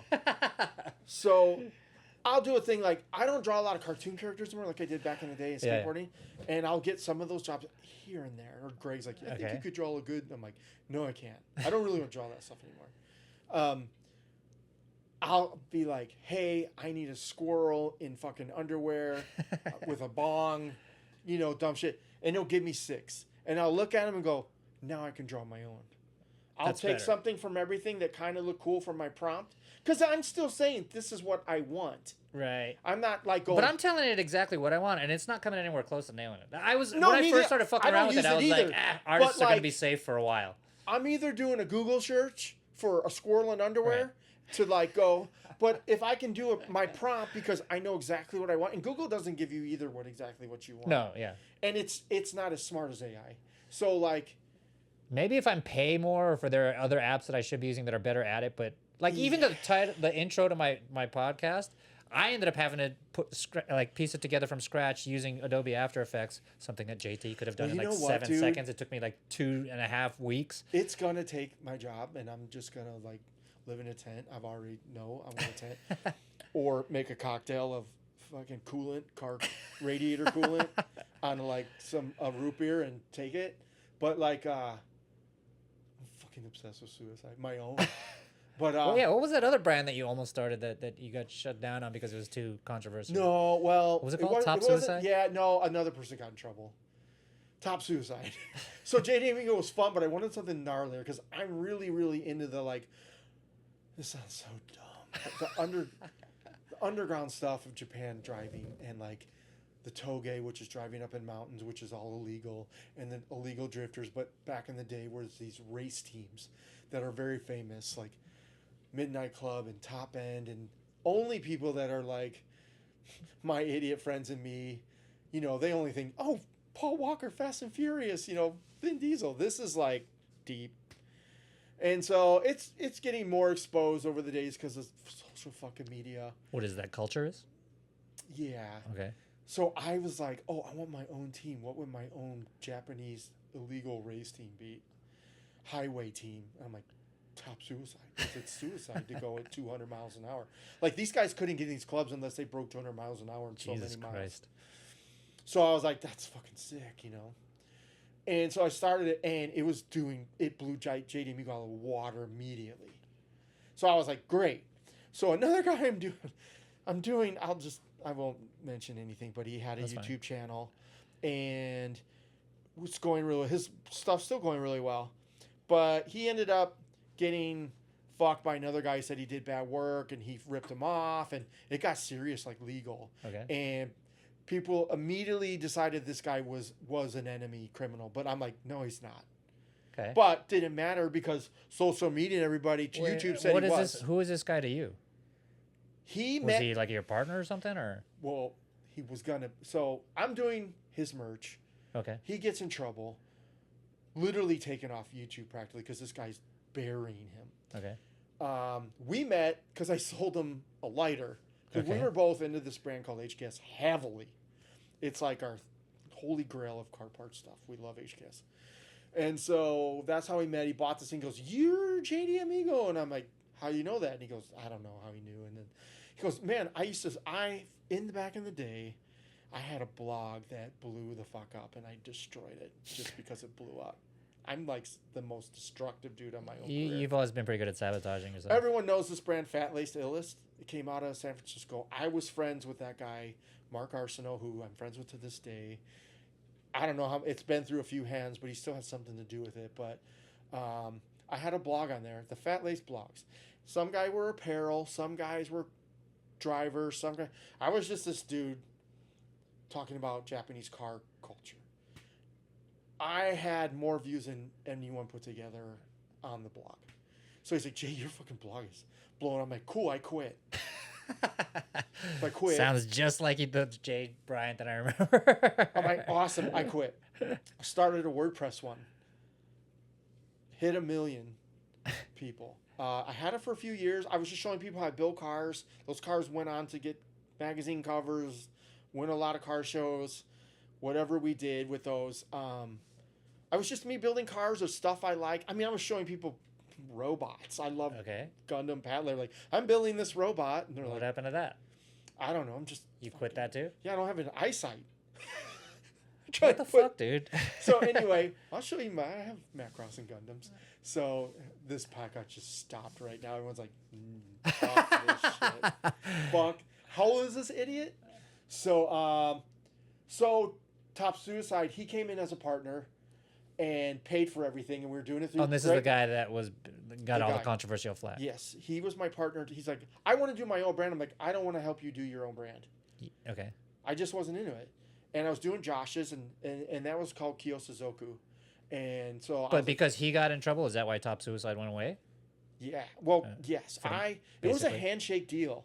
And I was like, if you end up not wanting to do Top Suicide, it's mine. If you want to keep doing it, I don't want to do it, it's yours. Okay. So we were doing really well. He got this controversy.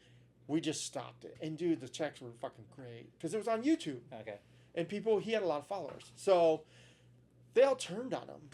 And he's kind of gotten back to this day. Like, I went to Tokyo Auto. He got me into HCast, the whole tour and everything, because he buys a ton of their stuff, because he builds Skylines. That's what he's known for. Okay. He's kind of gotten it all back, and we just don't talk anymore.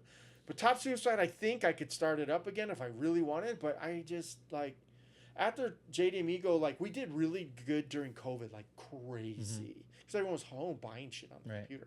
It did really well, and then literally 6 months out, I'm like, we're killing it. I made this gigantic drop, and it bombed. We were sitting This is for JD Amigo. Yeah, okay. JD Amigo bombed. The Top Suicide was already in the shitter because of this dude. And he'll just blame it on me. He's one of those dudes. It's my fault. And I'm like, cool, yeah, I'm a fucking idiot, sure. But, yeah, it just bombed. And then I just didn't want to do it anymore. Like, I post on social media because it gets me work. I can tell people, like, hey, a lot of my commission, like, draw my car. Uh-huh. You know, like I showed you, like, they just want their car drawn for their business or whatever. And I'm like, no problem. So I have a lot of those, and those are friends or whatever. Like I said, like, car community, like the good people, or it's just like skateboarding. It's like a good community.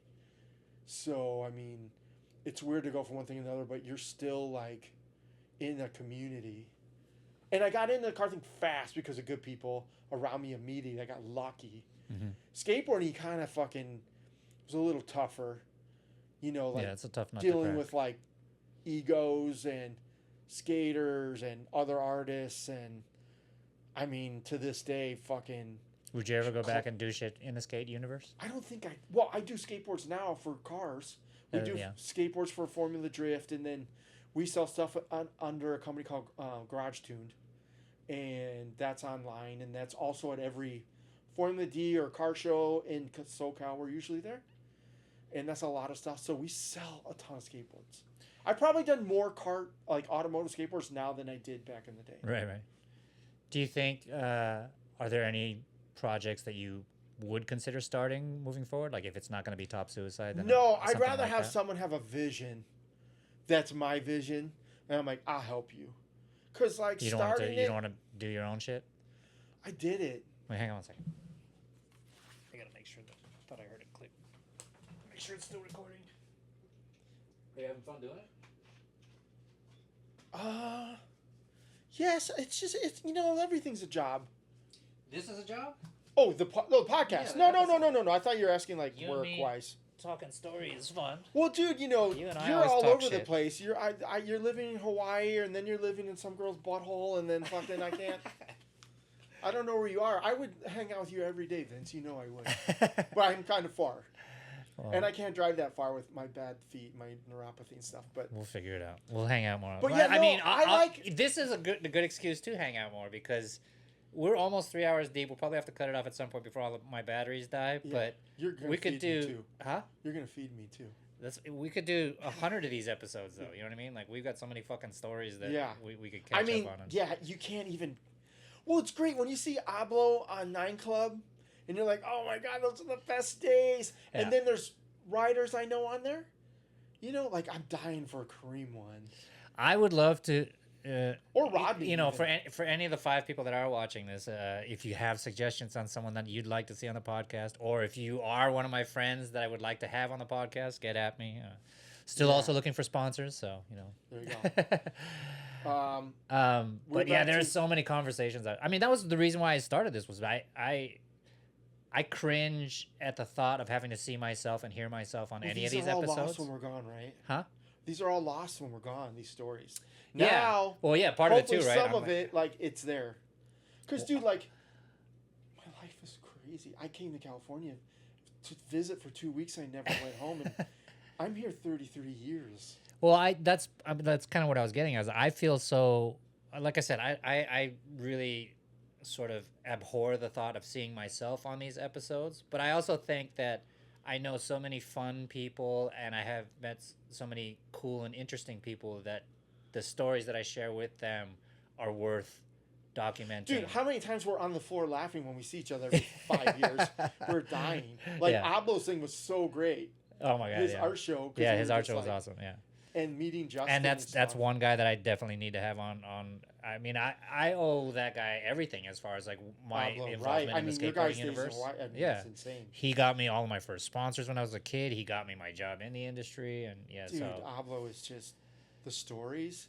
I met Ablo at Turf Skate Park when he had long hair down to his ass, looking like fucking hippie. Really? So before you moved out? What was that team? He rode for Vision back then. No, he didn't arrive. He was like a team manager. Oh, okay. Color? Yeah, that was his company. He wasn't a team manager. He owned Color. He did that with. Here's the funniest thing. My first deck I ever did was with Faust. Was it Faust? No, not Fausto. Who owned Color though? The main guy. I think it was Metaver. Metaver. Yeah. Color goes under. My first deck I did living in my basement was People skateboards. Oh, really? I still have it to this day. Because he started People after Color left. But you met Ablo, so when he brought his guys out? He never would remember, but I met him at Turf Skate Park. And he was coming through with a team. And he had his long I don't remember Planet of the Apes Cornelius hair, huh? So lame. And like some like crazy Hawaiian printed shorts, I think, and shit. He's a fucking asshole. But yeah, dude. Ablo, now I'm envious of how much hair he has. Who knew it? Later, a couple years later, he would be so influential. Like, I mean, he's another one of those guys that I feel like, well, just sort of how you never sort of got your flowers for being one of the more prolific artists in the skateboard universe. I didn't want how much work you did. I know you didn't want it, and I know you're not like bummed because you didn't get it. But Ablo is another one of those like sort of behind the scenes guys that everyone from our universe knows who he is. You know what I mean? But like, yeah. And he played a big part in a lot of people's stories. Yeah. It's so cool. And, dude, just to be like, I was raised by Wolves. Sean, Cliver, Mark McKee, Nodis, Coppice, Steve Rocco, Rodney Mullen, Ablo. I was raised by these dudes. Yeah. So it's like, even being like, 22, 23, thinking you're an adult, you're around those dudes and it's like you're just an idiot. It was hilarious. Like, I think I got the job because I was one of the 5 guys in that universe that had a college degree in business and knew everything about the skateboarding universe. So that I think that's what got my foot in the door anyway. That and Ablo's and I was lucky too to bring friends from Wisconsin that I worked at Turf, like Slippers, and I brought in Wade. I think what's cool about skateboards is you did it too. Is we paid it forward to a lot of people. Yeah, I'd like to think so. Yeah. Right. I do the same thing now. I try to do with other artists and stuff when we bring them in for Formula D and stuff. I try to pay it forward, like, hey, you got to do 3 shirts for this, or I'm not gonna be able to do all these shit this year. You know what I used to always wonder what kind of like older skater I was gonna be when I was a kid. I was an asshole when I was a kid. I was because Allo got me sponsored by whatever it was, these 5 companies. I thought I was the shit. Yeah. And I acknowledged that so I formally publicly apologized to all of the people that had to like put up with my shit growing up. But I remember being such an arrogant prick, and like the older generation of skaters that were around us, some of them were like real haters, that like, you can't come skate this spot with us or whatever, blah blah blah. And I was just so arrogant that I would talk that shit and be like, you're not as good as I am, so that's why you're like hating on me. You know what? But I remember thinking like, ooh, I wonder what kind of older skater I'm gonna be. Like, am I gonna be the grumpy old guy that's hating on these kids for being way better than I am, or whatever it was? Here's what's rad about being the artist though in a skateboard company like World. You're friends with Rodney. You're doing when I was doing the team managing things, Rodney would be like, hey, skate this shape. Tell me how you feel. I'm skating a Rodney Mullen fresh out of and I'm doing shitty manuals with it and stuff, and just like, right. And I got the by that point, I'm glad I figured it out. Yeah, we were around legends. Like it was right. Ridiculous. Hey, ride this board that's not out yet. And you're like, okay. And to follow up on my concern, I was grateful to find out once I became the older skater that I'd be surrounded by kids that were fucking ripping. And it turns out I was stoked. I wasn't like jealous or bummed or whatever. Dude, I was like, oh. I mean, there's negatives to being at World, like we said, but like, they raised me, and I'm super appreciative. The stories that came out of that are, second to none for sure. Like with yeah, I mean, knowing people like fucking Jesse Martinez, he comes in my art. Mess. I was working for Jay. He comes in with Jay, and you're like, yes, Jess, whatever you want. Gives me the worst. His first graphic with the hands that Mark McKean. You'd think he'd go to Mark McKean and go, Mark, where's the artwork for this? Let's do. Jay, trace this for me. I'll give you $100. Okay, and then you can go to Venice and you're cool. Oh yeah, you know what I mean? Like town. Block. Yeah, him and Block. And you can do whatever the fuck you want. Once again, I met all those guys through Oblo. Yeah, before I even was in the industry. Once. But dude, when the documentary came out of the Dogtown shit and the movie and stuff, and it was getting big, the Dogtown was getting, and they're like, hey, Red Dog was like, I can't do all this. I remember him walking around the offices. I'm like, hey man, and I got introduced by Rob. Rob's like, hey, we're gonna help them. Like they're getting popular. I'm like, your brother is the lead singer of Suicidal. And, you know what I mean? I grew up on that. And then, like, him alone. But Jim Muir, too, one of the nicest guys ever. As an artist and everything, he's so influential. Oh, yeah. Like, he's like, I mean, dude, Pusshead is like my jam. Andy Jenkins, Pusshead. Yeah. And then, like, the Santa Cruz guy, which everybody will call Jim. He did the screaming hand, all the Roscop stuff, because didn't have a Roscop. Was that Stesic? No, that was a Powell. No. He's Powell. Yeah. I can't. I just watched a documentary on him too. I'm such an idiot. I did too. But yeah, I mean, to get you and I feel like walk sort of that same. Dude, we're the luckiest. That's what I'm saying. It's the best time. 5 minutes ago, we like worshipped all these guys, and then 5 minutes later, we were working with them or we were friends with them. Going out to lunch with them. I mean, to this day, guys like some of the first people that I met that influenced me a lot back in those days was like guys like Jeff Hartzell and like. But even became my friend, you know what I mean? I was like, holy shit. Dude, when he used to DJ, when the Shaolin was going down, I'd go over there overnight, and he's DJing, and you're like, Jeff Hartzell's DJing for me right now. Like, when he's going. And, dude, watching Slick work in Photoshop. Oh, my God, yeah. I mean, never came out of Photoshop. I just worked in it, but it was amazing. Yeah, I mean, just. Slick, I mean, holy shit. Well, as far as the talent pool goes, yeah, like the caliber. I mean, the people that I got to touch on or was a part of any minute was just nuts. Yeah. And I got to give my flowers to JT, too. Oh, I mean, to this day, I do. Yeah. Just the depth. He was rough on people. Some people, he rubbed them the wrong way. But it was tough love from him. I always felt it was tough love. I never got that. Me and him clicked from, like, I knew him from the time I was 17. Hey, but listen. Like, way before I worked there. He used to come and skate our ramp in Hawaii. You guys were such macho dudes. You were like JT was a macho fucking guy. You know he's what I a mean? mountain man. I mean, he's Dude, he was in a fucking Alva hat with the hair going one way and a leather jacket with no shirt on. Like, come on, dude. But also one of the most down to earth, least like rock star attitude guys best. Ever. But yeah, he was yeah. We got along great. I mean, to this day. I know people have been like, Rob Mars hated that fucking guy. But JT is also one of those guys that was just he was really not the artist temperament guy. He was the production artist guy. Because part of the reason why me and him got along so well is because I had to work all these brands, with him. And I'd stand over his shoulder and just be like, "Nope, don't like that. That sucks. That's awesome. That's awesome. That's awesome." And that's all he wanted. He wanted to get this shit done. He didn't care if you liked his artwork or not or whatever it is. You know what I mean? He did a couple awesome Menace. He never got his flowers. A couple Menace things he did. He's also the reason why star, didn't he? He invented the City Stars star, so. didn't he? But as far as we talk about, everybody talks about AI today. I mean, he did enter the Putang ad. He laid that shit out. But the deep fake shit that you see today, photos are all fake. Is JT fucking 30 years ago? What I've seen him do in Photoshop, I will never believe what I see in a photo ever again because of what he could do. Yeah, I wasn't on a computer yet. I remember I was still inking and then scanning my inks in. Yeah. I wasn't drawing in. And Steve got mad.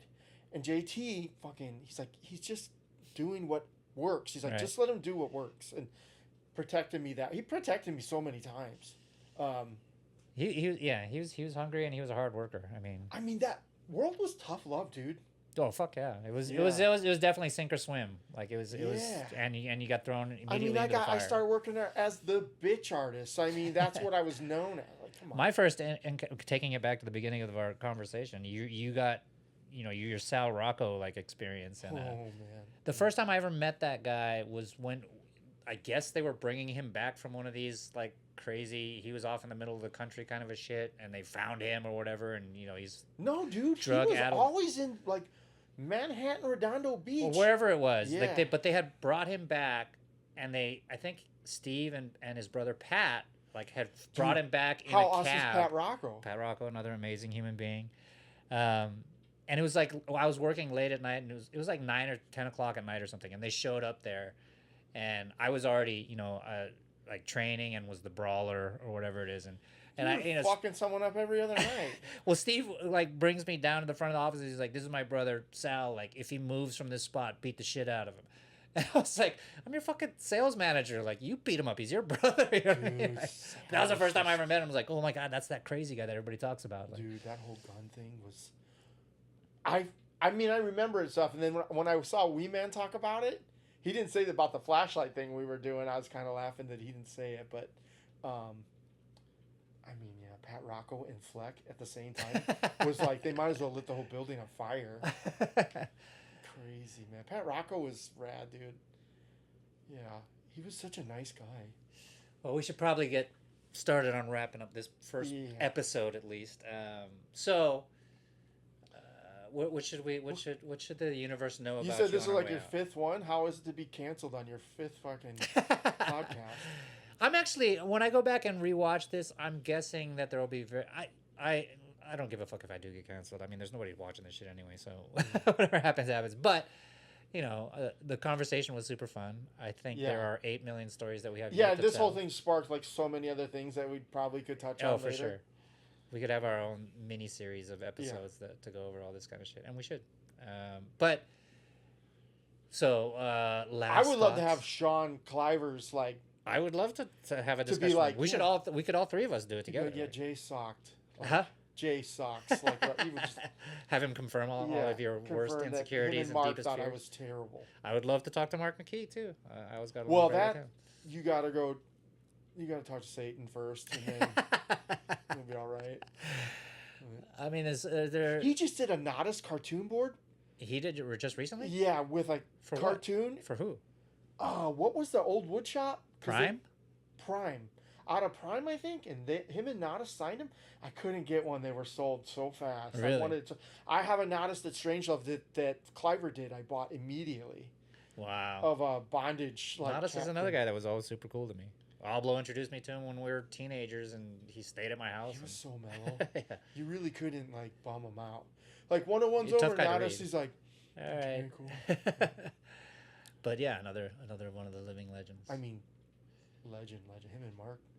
So I've never met Mark Gonzalez. That's one of my bummers of being in skateboarding all my life, like half of my life. He continued to become more and more, I feel like, eccentric as time went on. Right, with the art and everything. Yeah, with all of that. But I was really blown away. So they would stay at my house back in the day when they came to Hawaii and they did this Y ramp contest where they did this mini ramp. I remember it, yeah. You remember that shit? And he did that giant ollie from one gap to the other, and it wasn't supposed to be possible. Skateboard. I remember I was obsessed with the board he was riding. And was that Blind? That was the beginning of Blind. Yeah. Jay Lee was there at the time too. He stayed at my house. They all stayed at my house and whatever. And that whole event, it was amazing. Fast forward 30 years, and they rebuilt that ramp in Hawaii. And and not as a contest, but I think Adidas sponsored the trip or something, and so he came back. I feel like I might have seen that. One of the first times I'd seen him, it probably had been over 20 years at this point already or whatever, and he brought his wife up and was like, "This is the last time they had this ramp here. This is whose house we stayed at and whatever." And I was like, "Holy shit! You remember all that?" And he's like, "Well, of course I remember that." So that was awesome. I never met Jason Lee. I never met Mark. It's probably, they were so influential in skateboarding to me. That was kind of the height of my holy shit! I can't believe this is happening. Blind video? It's the people tell me the probably first the most Plan B iconic video. Yeah. And I'm like, nah, dude. The Blind video was everything. When music, Guy was a little kid and Rudy. And, you watch Guy and you're like, oh, I should quit skateboarding. Jordan Richter's vert part. And, I should quit skateboarding. This kid. I mean, meeting Guy when action was going on, him coming in there, you're just like, fucking. These guys are all young guys, and they're still already legends. You know what I mean? The thing about World, I think, to remember is every day was different. It's fucking not remember your buddy that was the action sales rep? He was a rep. He wasn't in house, but he's like a white dude. I talk to him all the time, or I don't talk to him all the time, but he's on my IG. I hired a whole country of. He walks in one day, I'm working on it, and he's Nikki Sixx from Motley Crue walks in behind him to give him some shoes. And I was like, no, Nikki Sixx is so short. That's all I could think of. And then I didn't get his autograph or nothing because Motley Crue, in 7th and 8th grade, was amazing. Yeah. I'm like, I didn't even talk to the dude. What the fuck? Because everything was so crazy every other day. Every day was a blur there. I mean, it was like, oh, Nikki Sixx is here.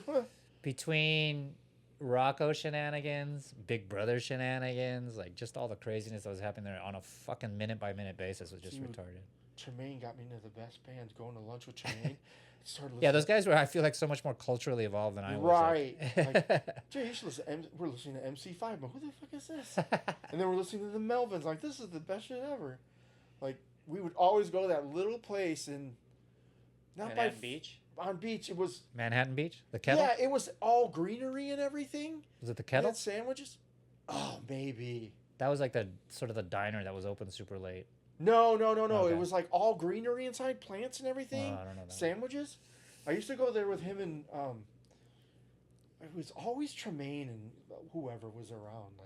And then later on it was Mark McKee. After they had all left, it was me, Mark, and Luis. Oh, that's right, because Mark had a vested interest as a world artist and all that shit. Yeah, can you imagine when they let him go? I can't imagine. I really have a hard. It just seems like there is no. I mean, that's kind of announcing the dissolution of the company altogether. You know what I mean? There's no company it after. became so crazy. Because Eric was there forever. Eric was doing almost. Really. And then. Yeah, because one of the drawers things went away and all those. Remember, we had Blunt Skateboard magazine we bought. Blunt. We had Drawers and Dub. Mm-hmm. Duffs. We had an involvement with Dukes. Ken. What was his name? Ken.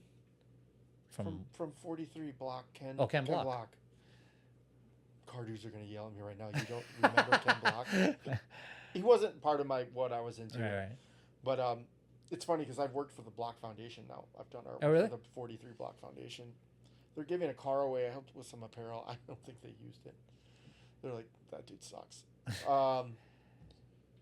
I saw him once. It was when he used to rock gold teeth and stuff. And then all of a sudden, he was like a fucking world-class rally car driver. You're like, what just happened? Yeah, I obviously I knew him before any of that car stuff ever happened, and then fast forward and you see all that shit that he's doing. It's like, what the fuck is this? How did he go from? The best was walking the warehouse and it's Sal Barbier, and I still know Sal to this day when he opened up his shop. I used to go in it all the time in LA, and then he's like, hey, what's up? And then I did this. Who was on Prime? Jason Maxwell? I did. Mike He was straight edge, and I was super. I did this straight edge deck, and I'm holding it just came off the rack, and I'm like looking at it with Rodney. Danny Way walks and goes, "That's a dope deck." I'm like, I had to have me a few times. One time it was Danny Way, and I met him, and I was like, "That's cool." And then one time I did this Kareem Campbell. I remember the deck. It was like a silhouette of a black kid with a target on him, and Steve saw it, and I was another one. Like I took it off fresh off the rack, and I was checking it out. Steve's like, "That's a good graphic." I'm like, dude, maybe sometimes I should be here, maybe not.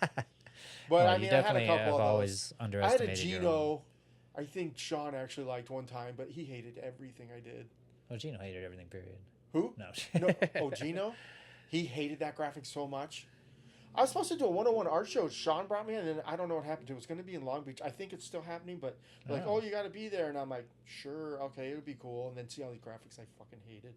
I would love to see I sold the rest of my graphics to that traveling show that does Decade, Tim and his wife. Everything I had, I sold to them, except for maybe one or two things. But it was all 101 world stuff. And well, in the event that one of the 15 people that see this episode want to see your shit, where would they go? And he does a lot of stuff. He did all the anniversaries for Girl and Chocolate. Well, what is your Instagram handle? Like where? I don't know. Don't worry about it. It's fucking dumb. I'll put it in the show notes if you're not going to promote yourself, because I can't remember what it is off the top of my head. I don't let anybody follow me anyway. Oh, yours is private? Yeah. And you're going to say no to everyone. Great. No, I won't. I'll promote this for sure. Well, we should probably wrap it up. Yeah, we could go on for. Yeah, well, and we will. We'll do this again if you're so inclined. I've got to get Cliver here. Yeah, please do. I would love to catch up with fun. that guy too. He's one of the goats. Just being Cliver. Yeah. It was always super fun to talk to and hang out with. Yeah. It was. I remember we would go like skating at the Vaughn's parking lot. Like strip clubs. That too. Remember polka dots? Did we take your dad once? We took my dad. He visited, and the first thing he goes, "I can't wait to tell your mom what you're up to." Me, you, my dad, and slippers. That's right. It was like for like lunch or something, right? No, he was leaving the next day. Oh, it was nighttime. And I'm like, "Dad, guess what we're doing?" So when he visited me for like a week, and we did ASR. Yeah. I took him to ASR, and he was like, "What the fuck?" I'm like, "Dude." See, a million more stories to come. Yeah. My poor dad. All right, dude. Well, thanks, brother. Appreciate you, man. It's fun. It's going to make no sense to anybody, but... the 7 people that were still alive back then will enjoy at least the first 15 minutes of it. I'm going to call from Clyde telling me about the red tops.